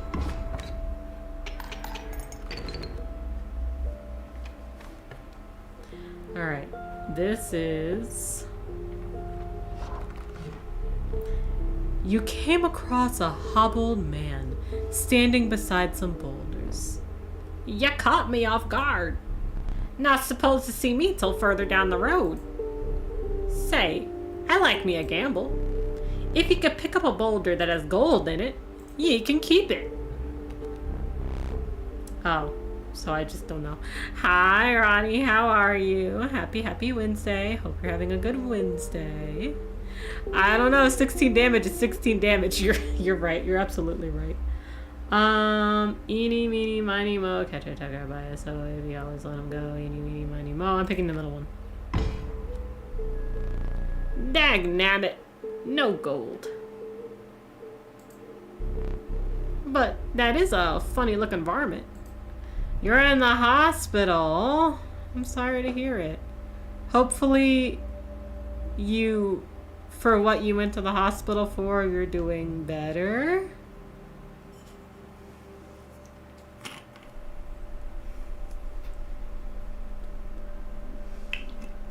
Basically, I hope you feel better.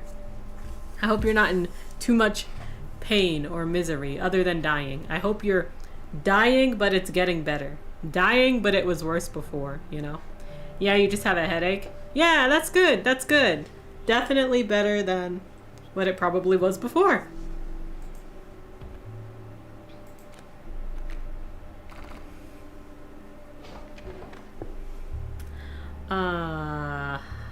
Totem.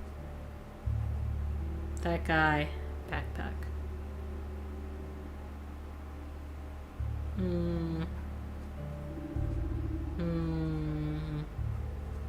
I guess let's get a totem.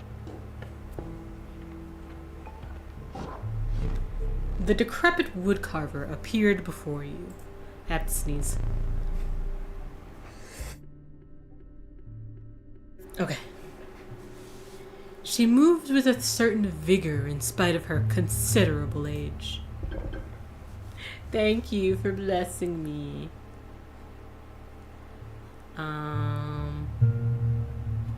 Stinky. You take Ant. Oh, no, yeah, that's what I want. That's what I want. Yep. You hunched down to place her offering in your pack. When you looked up again, the ancient woman had vanished. Thank you for the blessing me. Time to fight the boss!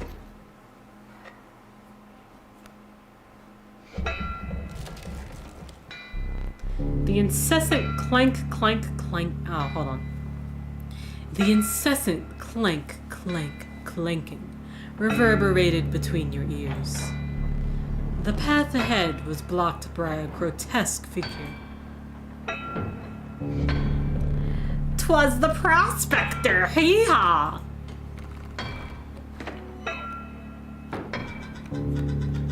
A wolf in a cage. But how to break it? He's doing the prospector again? Easy, boss. The mule's key. The mule's key?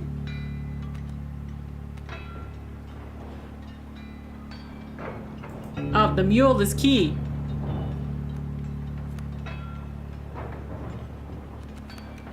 I think the smoke gives me more bones. So I'm gonna put the smoke down. And I'm gonna put...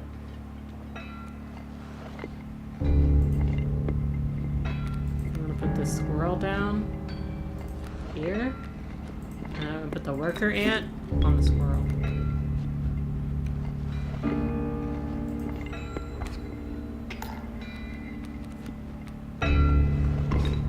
Yep, perfectly okay. We are going to squirrel. We're going to worker ant. And we're going to stink bug. Shall we? We shall! You might get dead.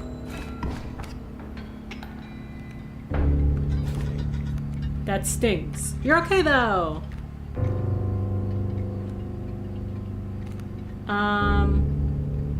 I'll wait till you're dead.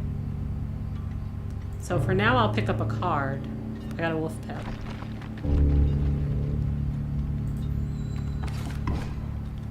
Alright, see, you're doing great, buddy! Let's pick up another... Oh, the cage wolf.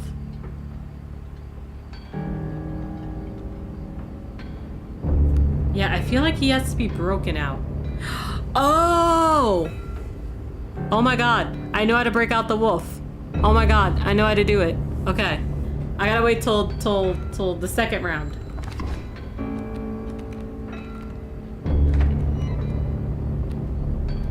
Dagnabbit!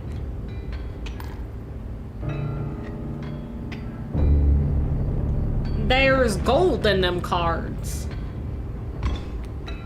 Hey! Hey! Gold! I've struck gold! I don't think I can do anything until these get broken. Oh, the river otter. At least I don't think so. Let's draw a squirrel.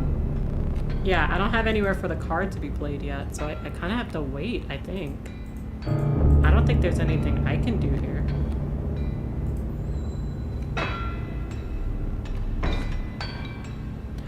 What? No, I know. I'm just trying to see what this is.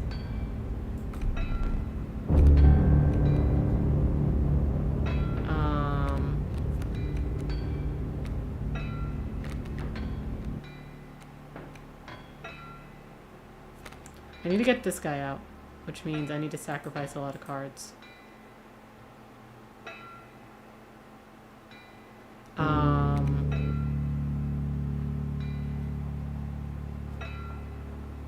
But I also need to be cognizant of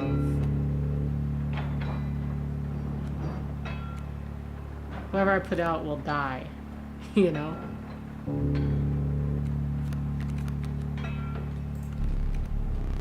Yeah, I'm going. I'm drawing a card.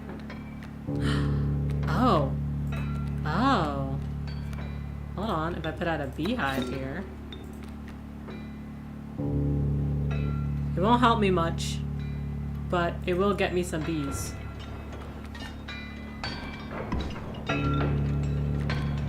Now what's the bee do? Hold on!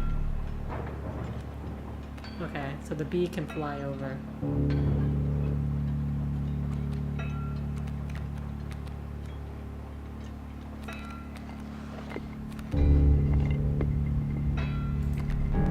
Okay.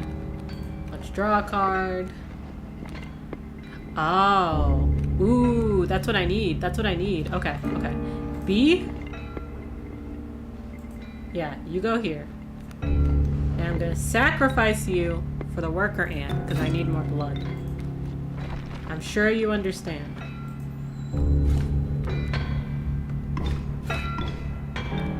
Okay.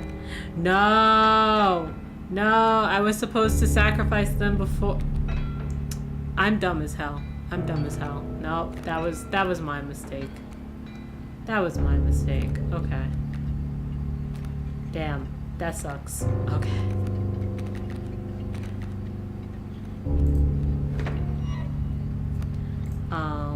For now,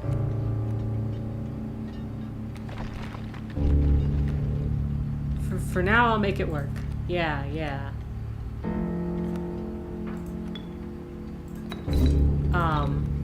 I'm gonna make it work after I get rid of these other guys, though.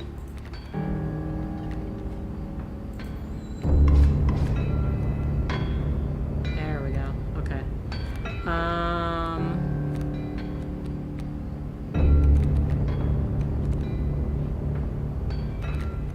Let me pick up a squirrel. And let me sacrifice these two for the cage wolf. And we'll put him here. And I think now I have to wait. I think I have to wait now. So for now, I'll just put some worker ants down and do some shit, you know? Perfect. I'll hold on to a squirrel. I'll attack.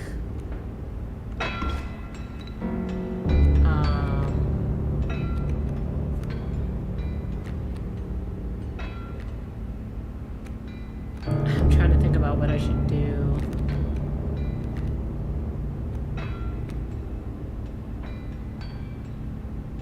Honestly, a river otter would be pretty good right now.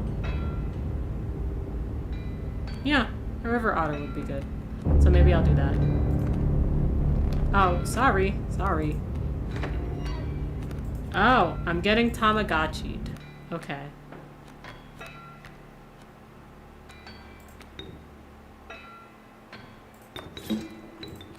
So, hydrate and posture check. Actually, I have ads coming up, so I'll do both of those during my ad break. Does that work for you?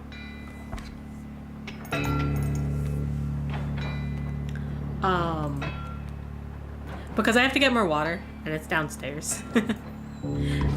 So during the ad break, I'll pee, I'll pee, I'll get water, and I'll fix my posture when I get back.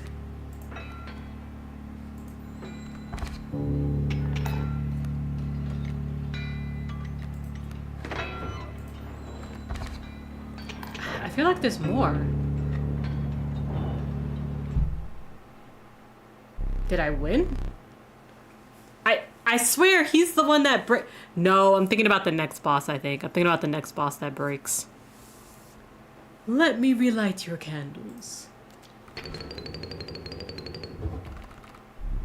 Very well. You may choose a rare card. Alright, and this is where the break comes. I'll be right back.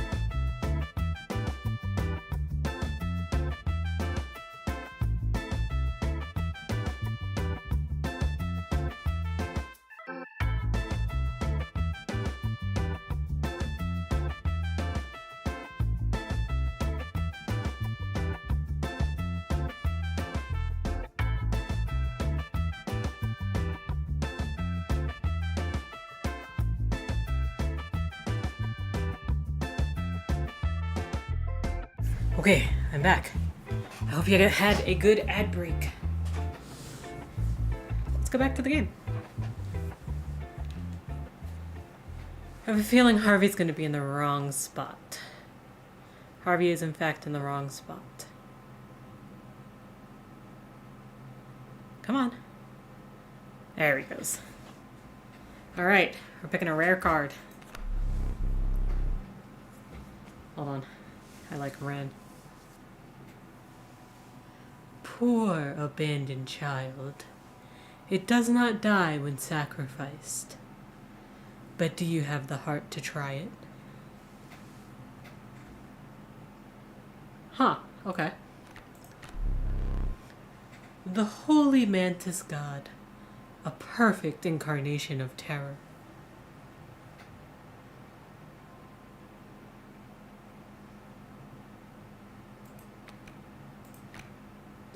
And then long elk. Okay. Mantis God can attack in any direction. Child 13 doesn't die when you sacrifice it. On one hand, that sounds great. That means I've got, like, unlimited sacrifices. But it also means is that I have a spot on my field that I'll never be able to fill in, you know? So just trying to figure out the best way to do this. When a card bearing this sigil damages another creature, that creature perishes. Oh, that's actually pretty good, I think. I think I'll take the elk. It's a little fucking weird, but I think I'll take the elk. After the harrowing encounter with the prospector, you gathered yourself and continued onwards.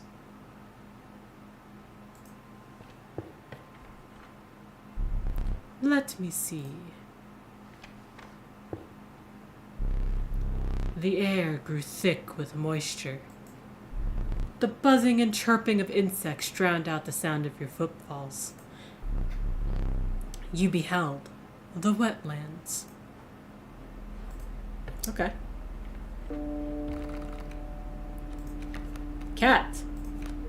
Cockroach. River snapper. When a card bearing this sigil perishes, a copy of it's created in your hand. When a card bearing this sigil is sacrificed, it does not perish. I think I'll take the cat. I think I'm gonna need a little more of those.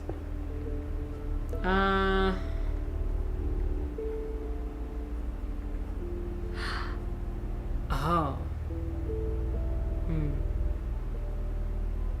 Question. Actually, I'll find out. Do I want to pack rat? Do I want to see what's going on here? I'll go over here.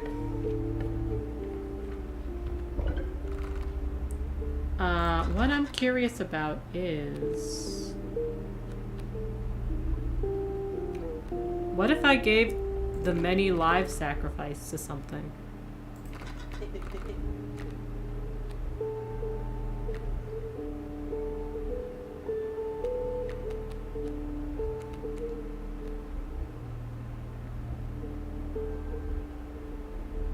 When it is sacrificed, it does not perish.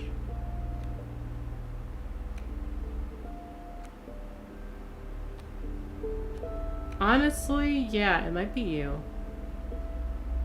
Yeah, it's you. You're right. Take it. Fine choice.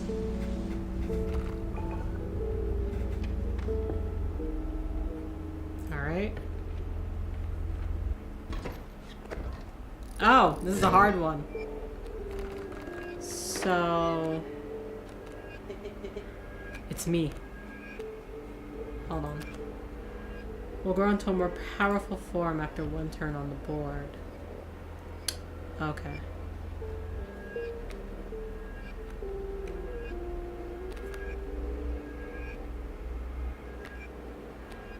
The worker ant gives me 3. That's not bad. Okay. Cool.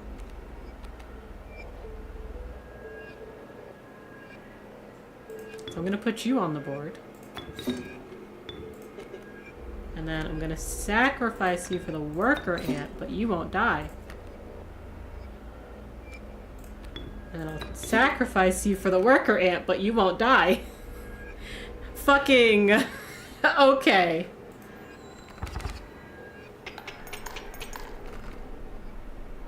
We did this in one turn.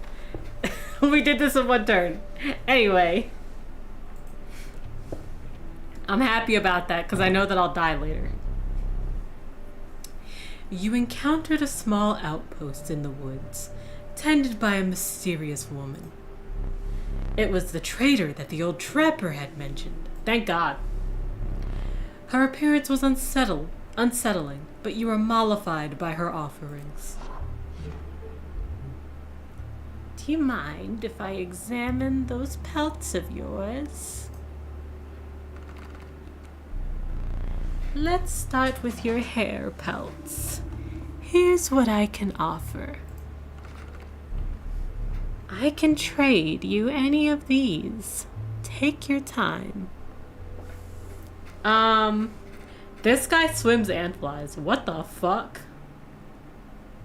That's just a straight up grizzly. And we got some wolves. Got a young wolf. I think I'm gonna take the kingfisher.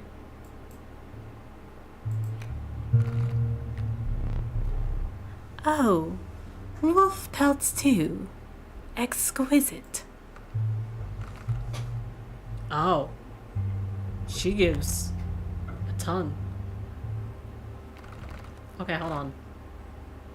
What is that? Bees within. Okay. This is a cat with Stinky.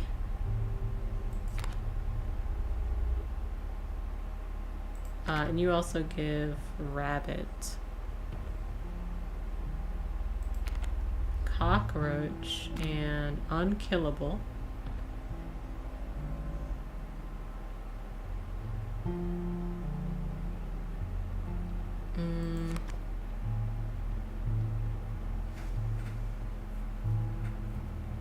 Let's take the wolf cub.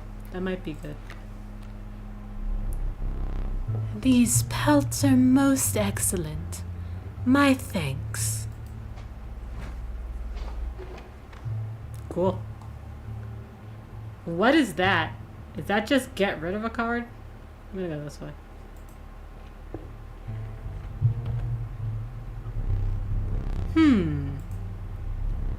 The amount you can carry is 3. And you have 3. Instead, perhaps you'll accept this gift from my friend. Oh, cute.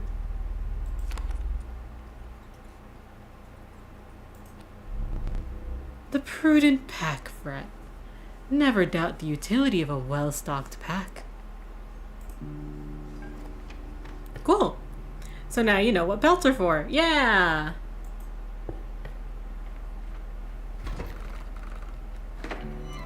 Squirrel.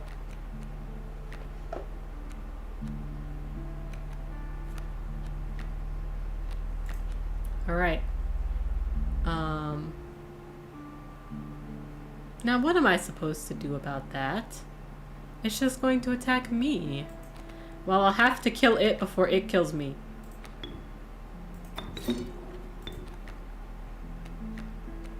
Alright.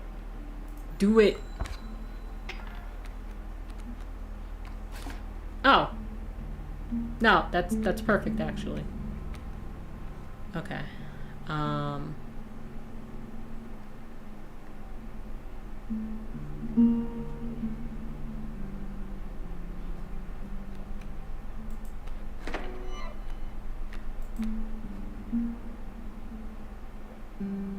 don't want to put it there.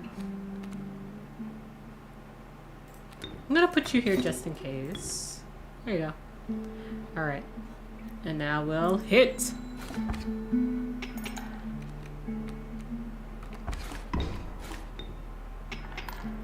Alright. That's okay. We will... we'll squirrel. We'll worker ant. And we'll attack. Ow.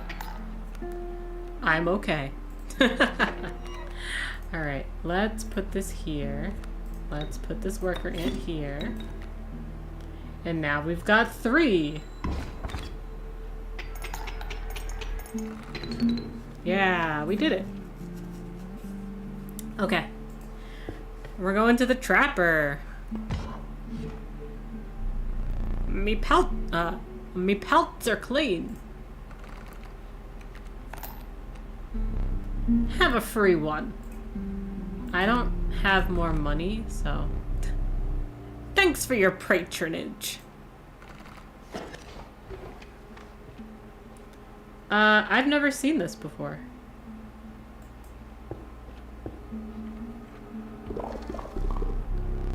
You found yourself among a grove of thick and pungent mushrooms. You squinted to see a figure through a thick cloud of spores. We are the mycologists, yes?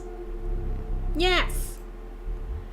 And we are performing our experiments far from... We are not welcome elsewhere. We will experiment on your flock, yes? We will need 2 of the same creatures.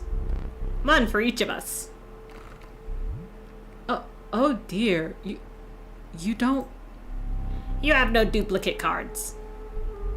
Take one of ours. We will use it next time.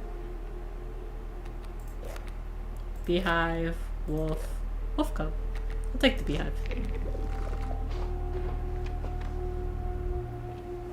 Alright, so now I've seen those guys.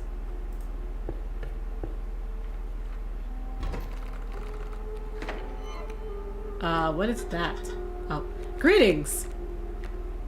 Grand fur. Oh, okay, I get it. I'm not gonna be able to do anything to that guy or that guy, which is annoying. Okay. Wolf cub. Let's squirrel. And let's wolf cub. Yeah.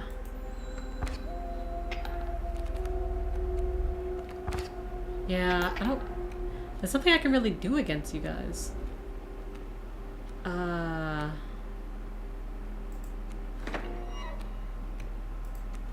Let's squirrel. Let's worker ant. And let's stink bug. Cracking!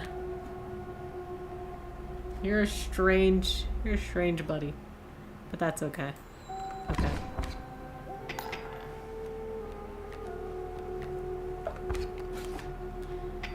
Okay, yeah, the best I can really do is just attack, I guess. Another beehive. So let's do it. We did it. Good job. Good job.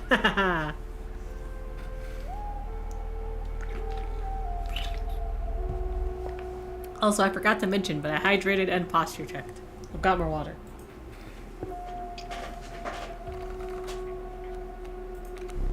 Oh! Okay, hold on. Hold on. I'm sure I can find binary to... Hold on. Binary to text.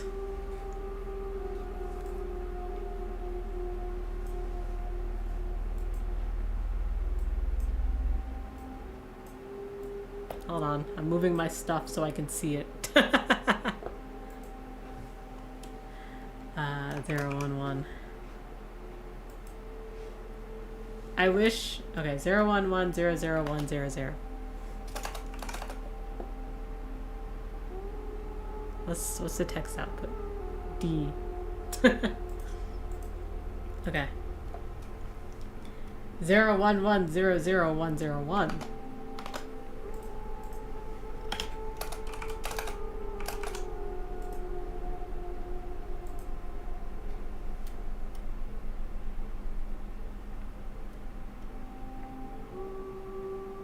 Okay, and then the same one again. I wonder if this is actually worth the effort I'm putting in here. 0111000.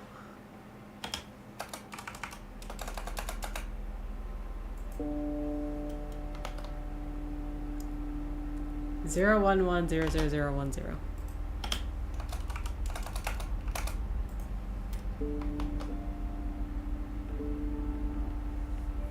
Which one was that? Okay.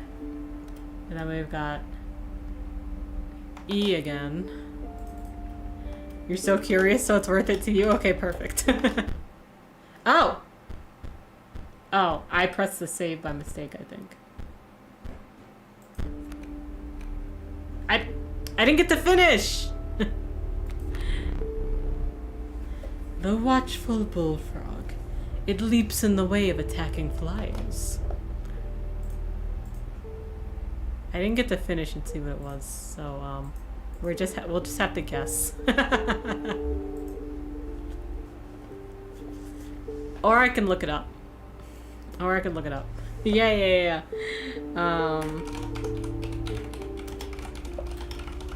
Binary translation.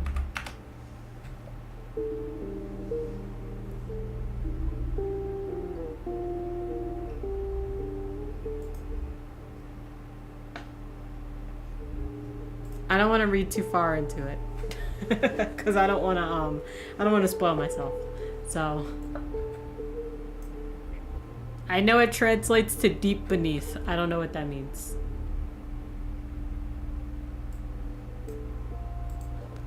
Okay. Let me see what the last card is.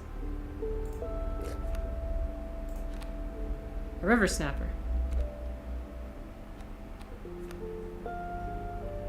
Like, I think I'm going to pick this. It's very compelling, you know? I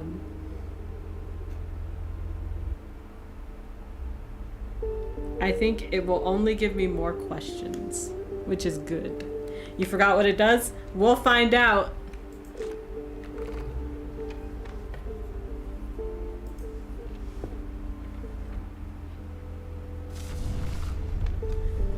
The crackling fire lit the starving faces of a group of survivors. "We have not food," one said. "But perhaps one of your creatures will join us, enhance its power," said another.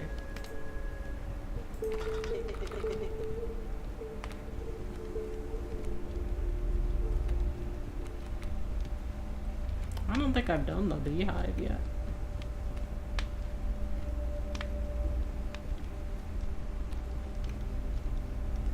Actually,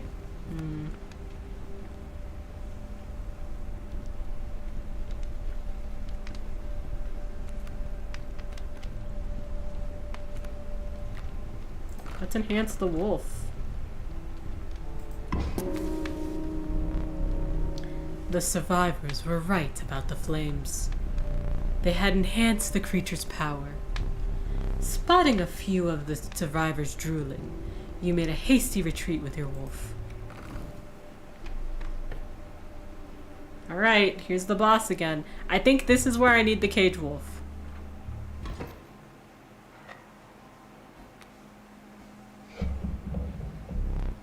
The mud tugged hard at your feet, forcing you to slow your pace. A rank odor caused your stomach to churn and your eyes to water. It was the rotting fish that hung from the branches around you. A huge man approached. "Go fish."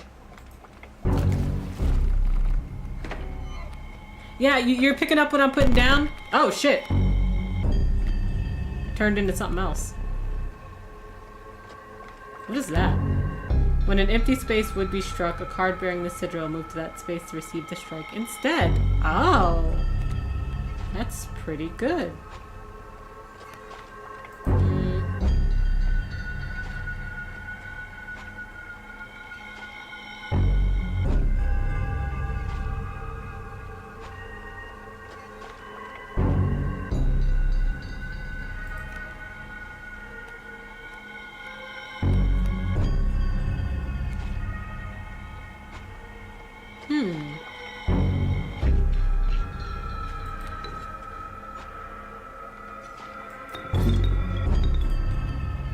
Alright. And then if I put this down, I put a worker ant down, at least I've got something going for me. Yeah, no, you can't. Oh, but you could still dig. Fuck. I didn't think about that. Hey, man.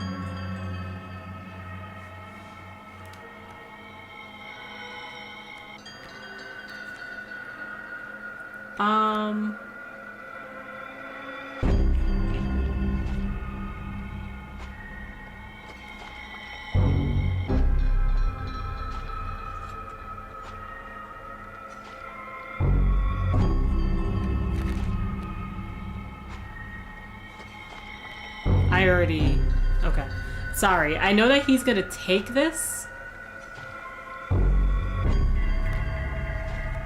So I'm trying to think about, like, what I can do. And I think the answer is nothing. I think the answer is I just let him take it.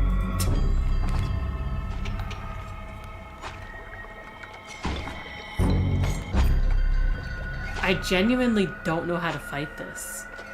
I don't know how to fight it.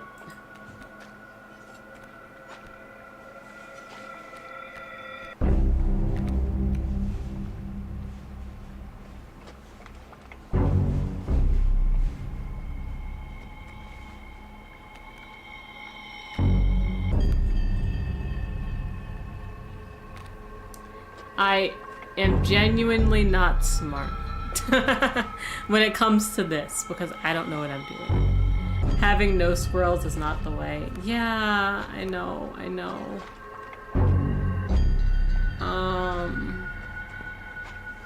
Let me break out my... No. Can I cut one of your cards? Oh, that's good to know. I'm not going to use that right now, but that's good to know.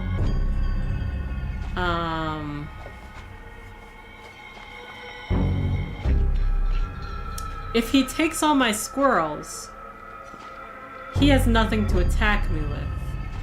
But he's still got these guys to attack me with. And I still don't know how to deal with this. I don't know how to deal with this.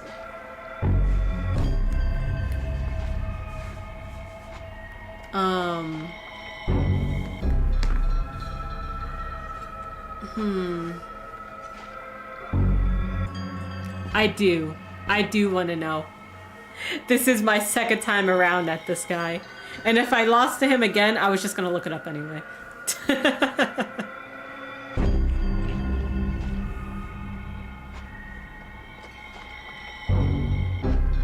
Like, I still have a feeling that I could use this guy. Oh, yeah. I have a feeling that I can use this guy to get my caged wolf out, but I also don't think so, because I think he'll just take it. And then I have another problem, which I guess isn't really a problem if it doesn't attack, you know?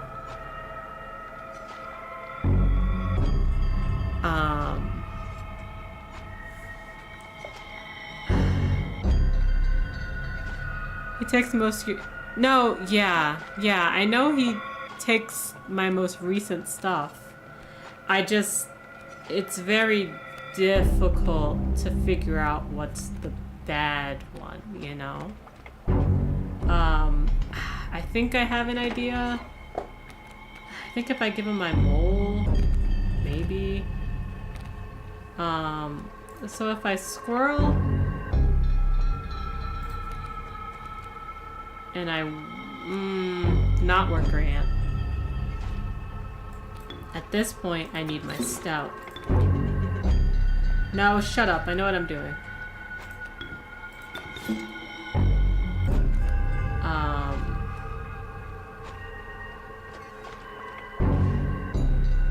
And then...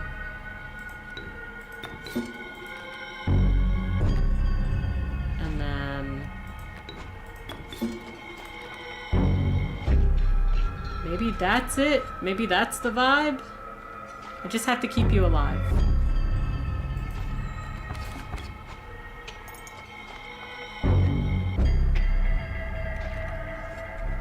I think he's about to take all my shit, though. Go fish. No, he didn't take it. Okay.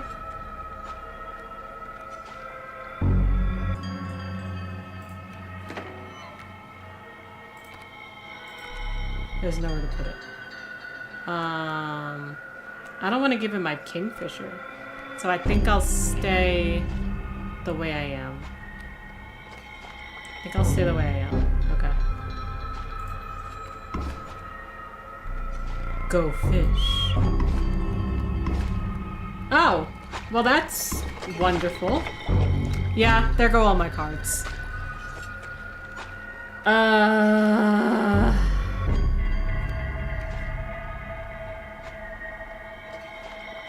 I need more flying guys here, I think.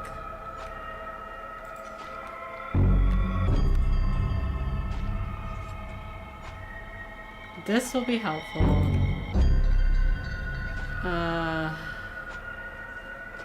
Let me put this down for now.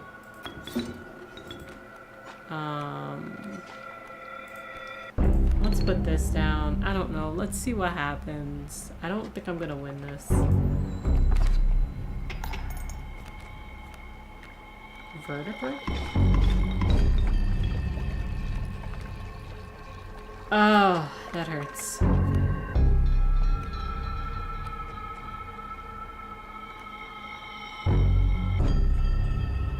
Okay. Let's use the kingfisher. That's all I can really do right now. Yeah, they're gonna kill me. Yup. Yup. There it goes.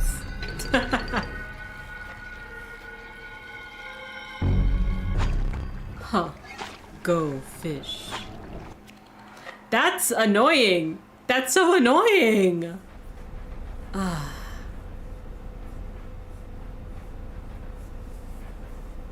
I'm mad that I died again. I got a little farther, but I still died again. And that's annoying. Please, try to remain alive for just a short while longer. I would like a memento. Sure, sure. There's gotta be something, it's annoying. Take the cost from... free. A cost of free from the rabbit pelt.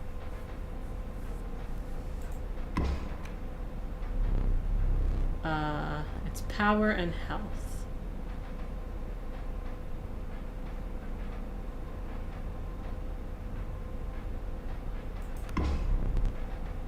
Yeah. Choose a card from which we extract sigils.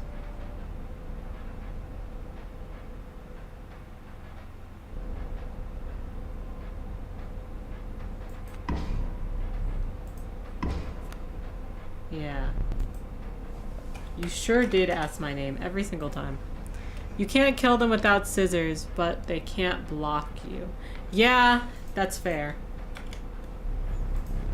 Prepare yourself. Death awaits. Are you ready?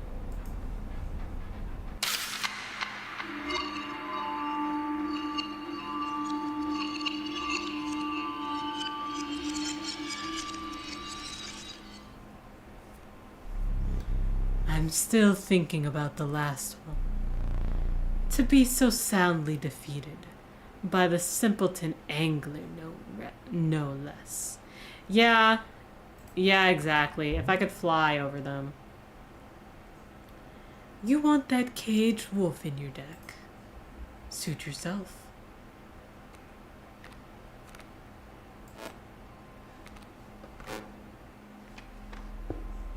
Maybe you just have to die. I'm still thinking about the wolf. The apothesized goat. The truest offering. Sacrificing it grants 3 blood. The coveted magpie. It could fetch any deck in your card. Oh, hold on. That's kind of solid. The industrious beaver. When played, it constructs jams adjacent to it. Oh, I think I'm gonna take the magpie. I need more flying, guys.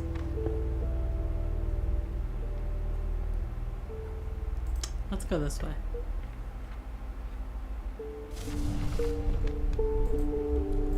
crackling fire.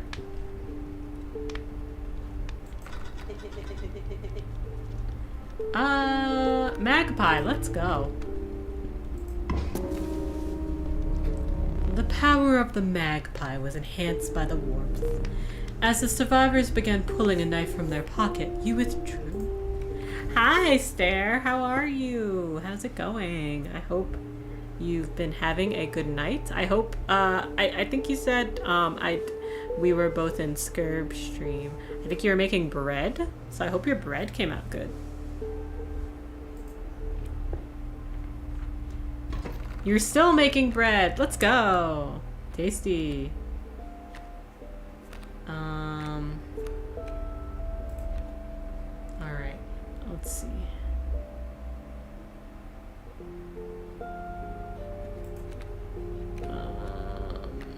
Stout. Go ahead. Do your best. You're giving it its second rest now? Nice. Have I seen how health works in terms of... Really can't do anything without sacrificing. Hold on. You've got 2.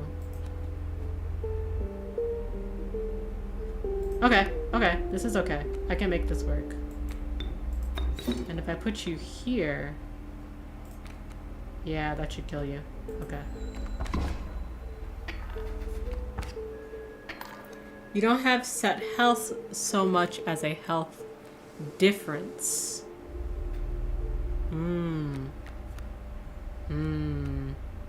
I understand everything and nothing. Not in a bad way. Sacrificing you. Putting you there.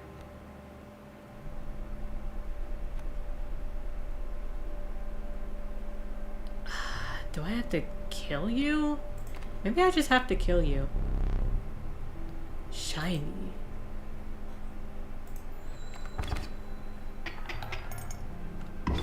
Oh, I forgot you fly. If a difference is yes. Yeah,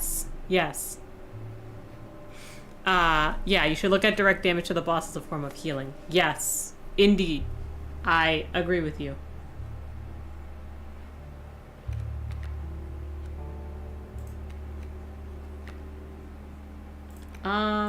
Stoat, I gotta sacrifice you.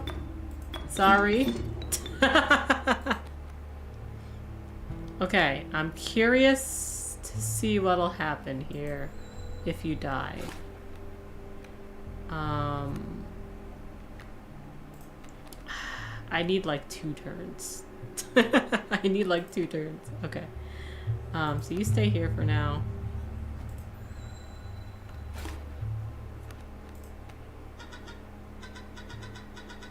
Just thinking about that wolf. I see the way this is going. I concede. What? You may accept my surrender. Or you may finish this match the slow way. I would like to finish this match the slow way.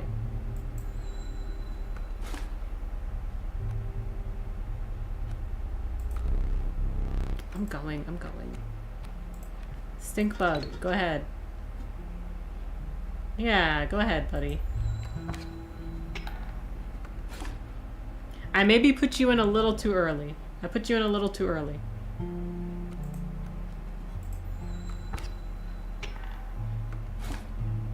Okay, I need like 1 more hit. Don't kill him yet. Free the wolf statue from its cage.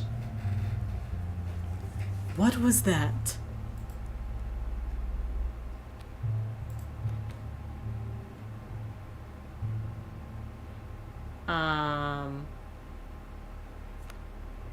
No, I want the extra teeth. Why would I concede? I didn't get extra teeth, but that's okay.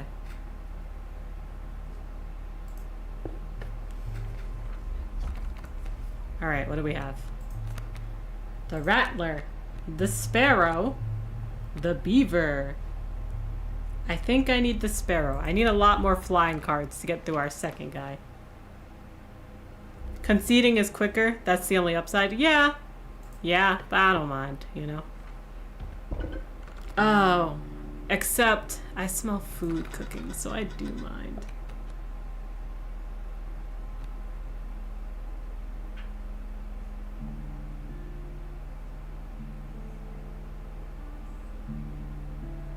It sucks because I have to choose someone.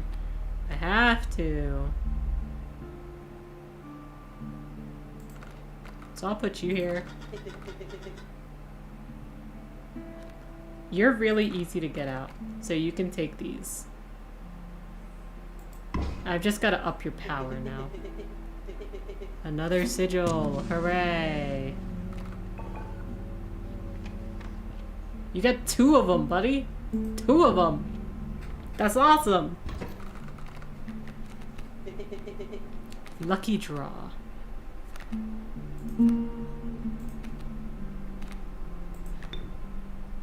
Man, I miss my totem already. I miss my ants.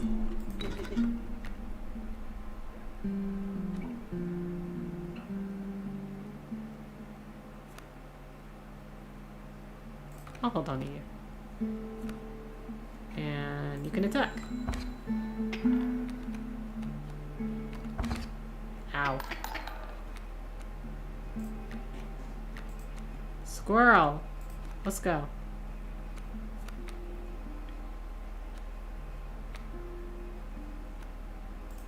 Bullfrog.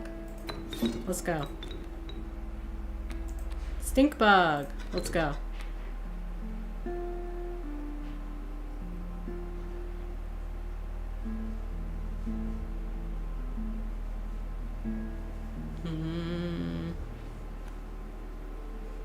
Wolf.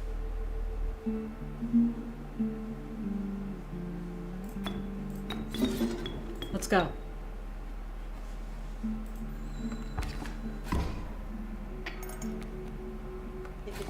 Ow. Hi, Echo. How are you? Happy Wednesday. I hope you're having a good Wednesday.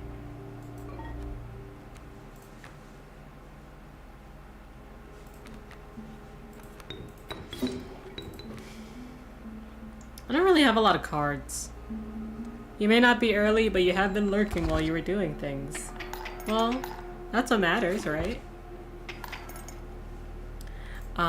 You're doing alright. How am I? I'm doing pretty okay, except I died to the same boss again, so that kind of sucks, but I'm working on it. I'm working on it. I'll probably stop soon. I just don't know when, because I'm hungry and I hear or I smell Alex cooking, and now it's making me hungrier. And I have to make rice, which takes a really long time. Beaver. Sasu! It's me! It's me! And bullfrog. I gotta take me! Plus pack rat! I gotta take me! Why do I look so mad? I died. I died. You busted? There is room for a creature around the fire, one said. The warmth will enhance its power. One of the survivors said nothing at all, but could not stop licking their lips. Okay, so what if I put me? I can't put me, but imagine if I did.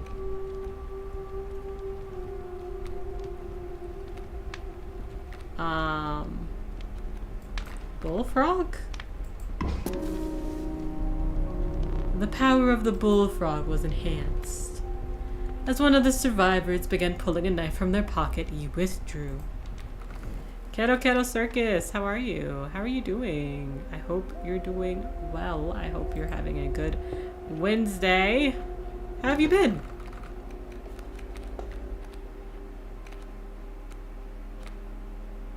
What do we have?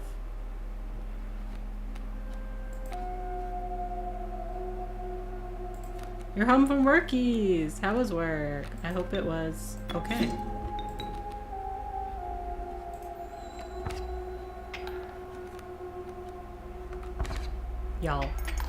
y'all.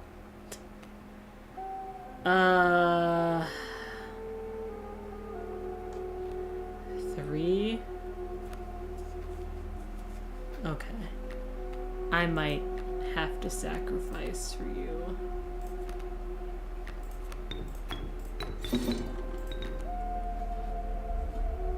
Oh, and then I could put you out too. But that will kill you, and you can't... You can kill them, I think. Okay. Oh, this actually worked out great, because now you can't attack. Can't really do much. It was moist, very, very rainy. I see, I see. It was honestly pretty okay here.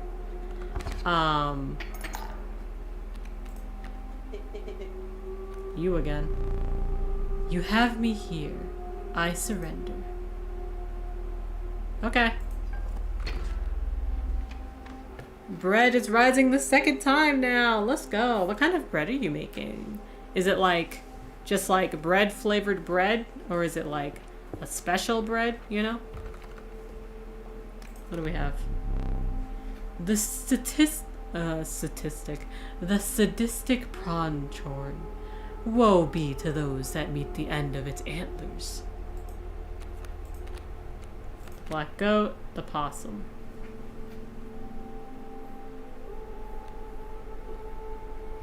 The black goat might be good. It's sesame flavored. Nice. Inscryption is so relaxing to you. You love it. I'm glad you enjoy it. For me, it's not stressful, but you know, it is what it is.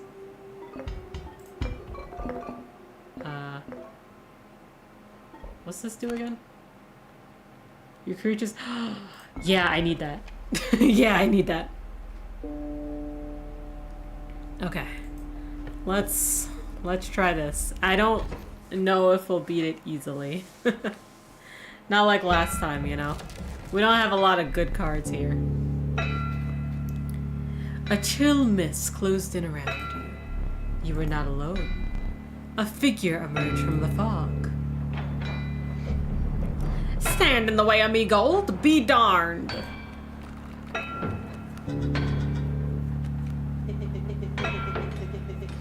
Yeah, sorry, I'm bad. Damn. Mr. Oh, prospector boss again. Like, shut the fuck up, buddy.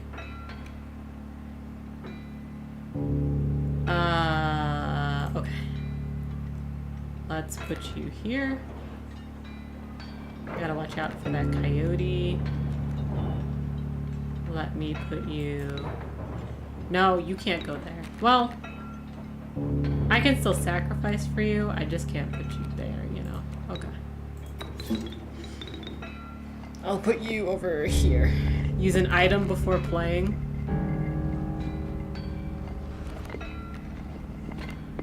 Oh, let's get me. Do I want me or do I want the wolf? Let's get me. I'm free.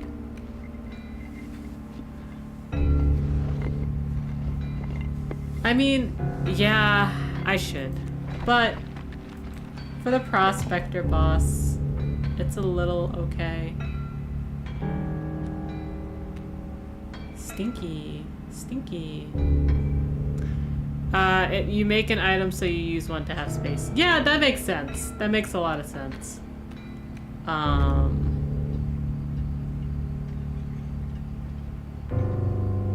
I'll do that before the end of this.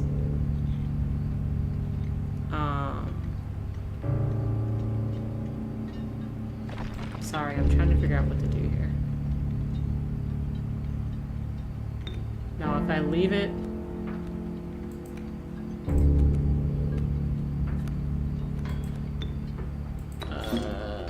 perhaps...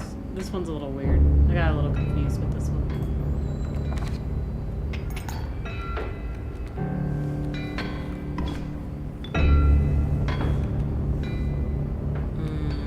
Doesn't matter, now you've played you. Ah, I see, I see, I see. Yeah, I didn't know how me worked until now, so that's okay. It's learning, you know?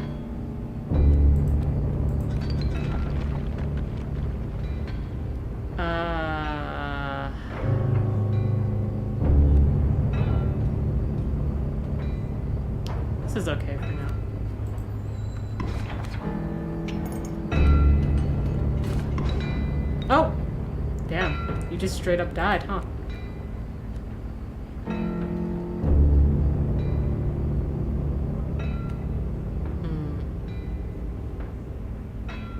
Alright. I'm gonna sacrifice me for the goat. And then I'm gonna sacrifice the goat for the wolf. Yeah, that'll work. That's pretty okay. Okay.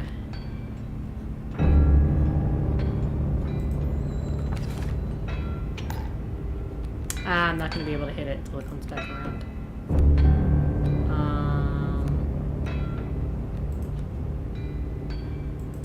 What sucks is that I really don't have a lot of cards, and he's about to get rid of all my cards.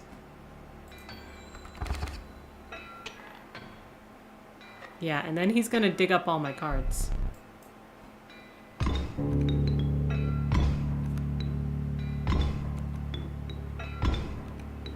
So like, there's nothing I can do. Can I just die?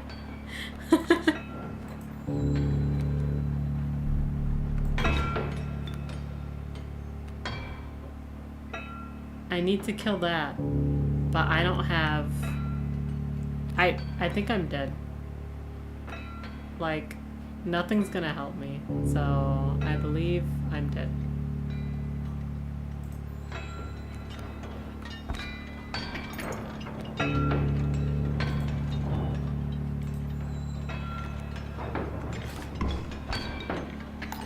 Yeah, that's how it goes.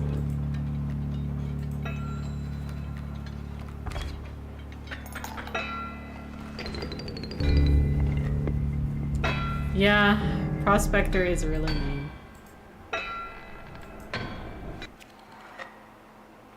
I have a feeling that I may need to, like, do some stuff off stream so that way,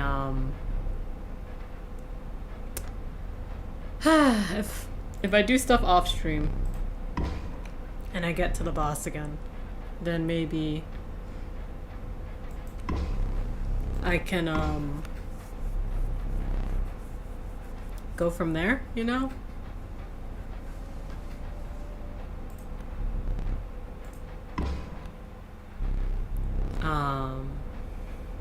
Because I have a feeling that I may run into dying at the first boss again and again, and if I can save before I go against the second boss, then that might be pretty good.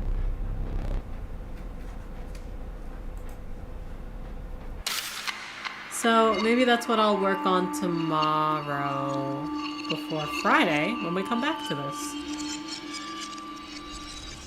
Oh, but hold on. Hold on, death is not the end. In death, we get story. Yeah, it's that squirrel and the knife. What about the squirrel and the knife? Whoa.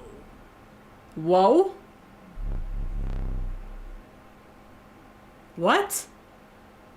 Okay, I guess I can't play stuff off stream after all. You'll just have to see me struggle over and over. Another challenger. Did I tell you the tale of the one who came before you? They fell to a mad prospector. Nothing comes between that man and his gold. Your starting deck.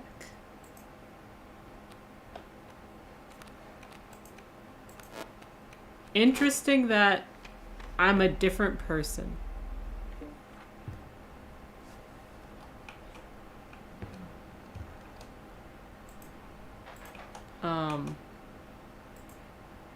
What is that? Interesting. Hey man, I really want to look at your squirrel. Yeah, I can't really do anything with the squirrel.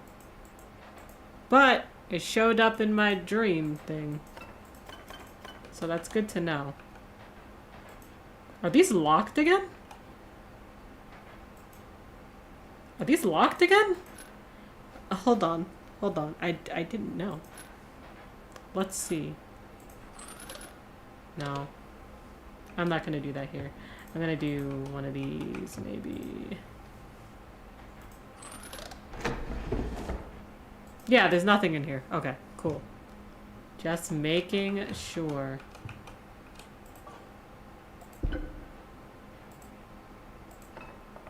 Oh, teeth. Free teeth. Okay, hold on, hold on. We're doing something here. You finally pried my special dagger from the paws of that squirrel, though you may wish you hadn't.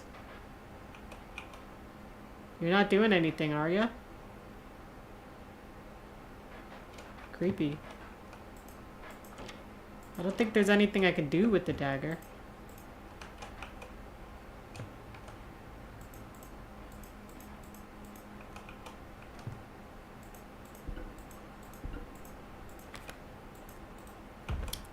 I don't know. I have a dagger, I guess.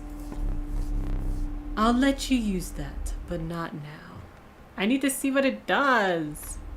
So see that wolf, he was... Yes! Yes, he was! Yes, he was caged, and then I...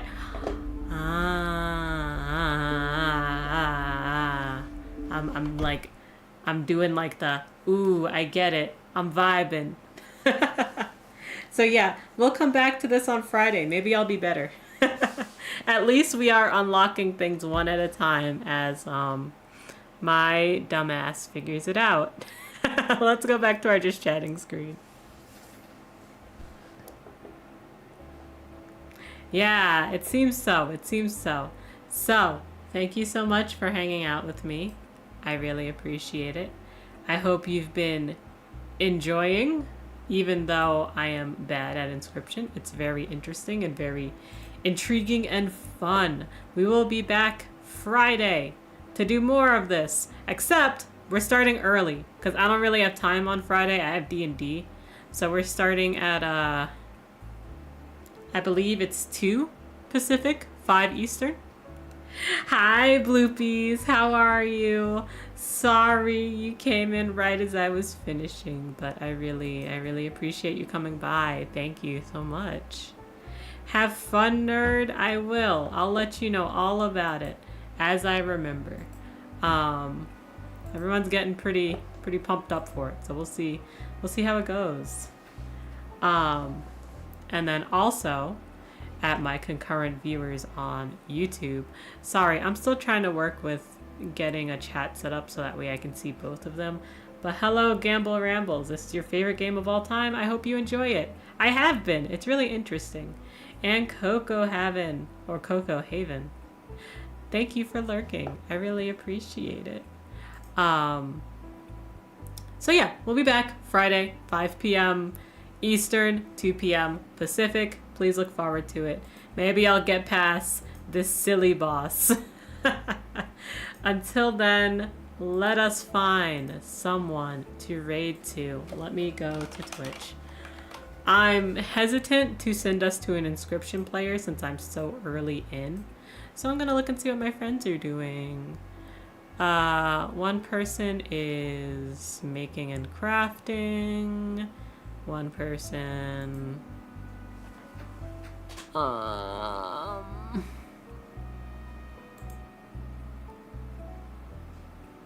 Yeah, so I'll probably send us to one of the makers, but let me see what she's making today. It looks like we're making friendship bracelets. I hope you guys are in the mood to see friendship bracelets. That's what we're gonna do. That's where we're going. So yeah, actually, no we're not. No we're not. I rated Crispy last week. We gotta diversify, you know. So instead, let's go see Angela. Angela's playing SpongeBob SquarePants, the Patrick Star game. So let's go see SpongeBob SquarePants, the Patrick Star game.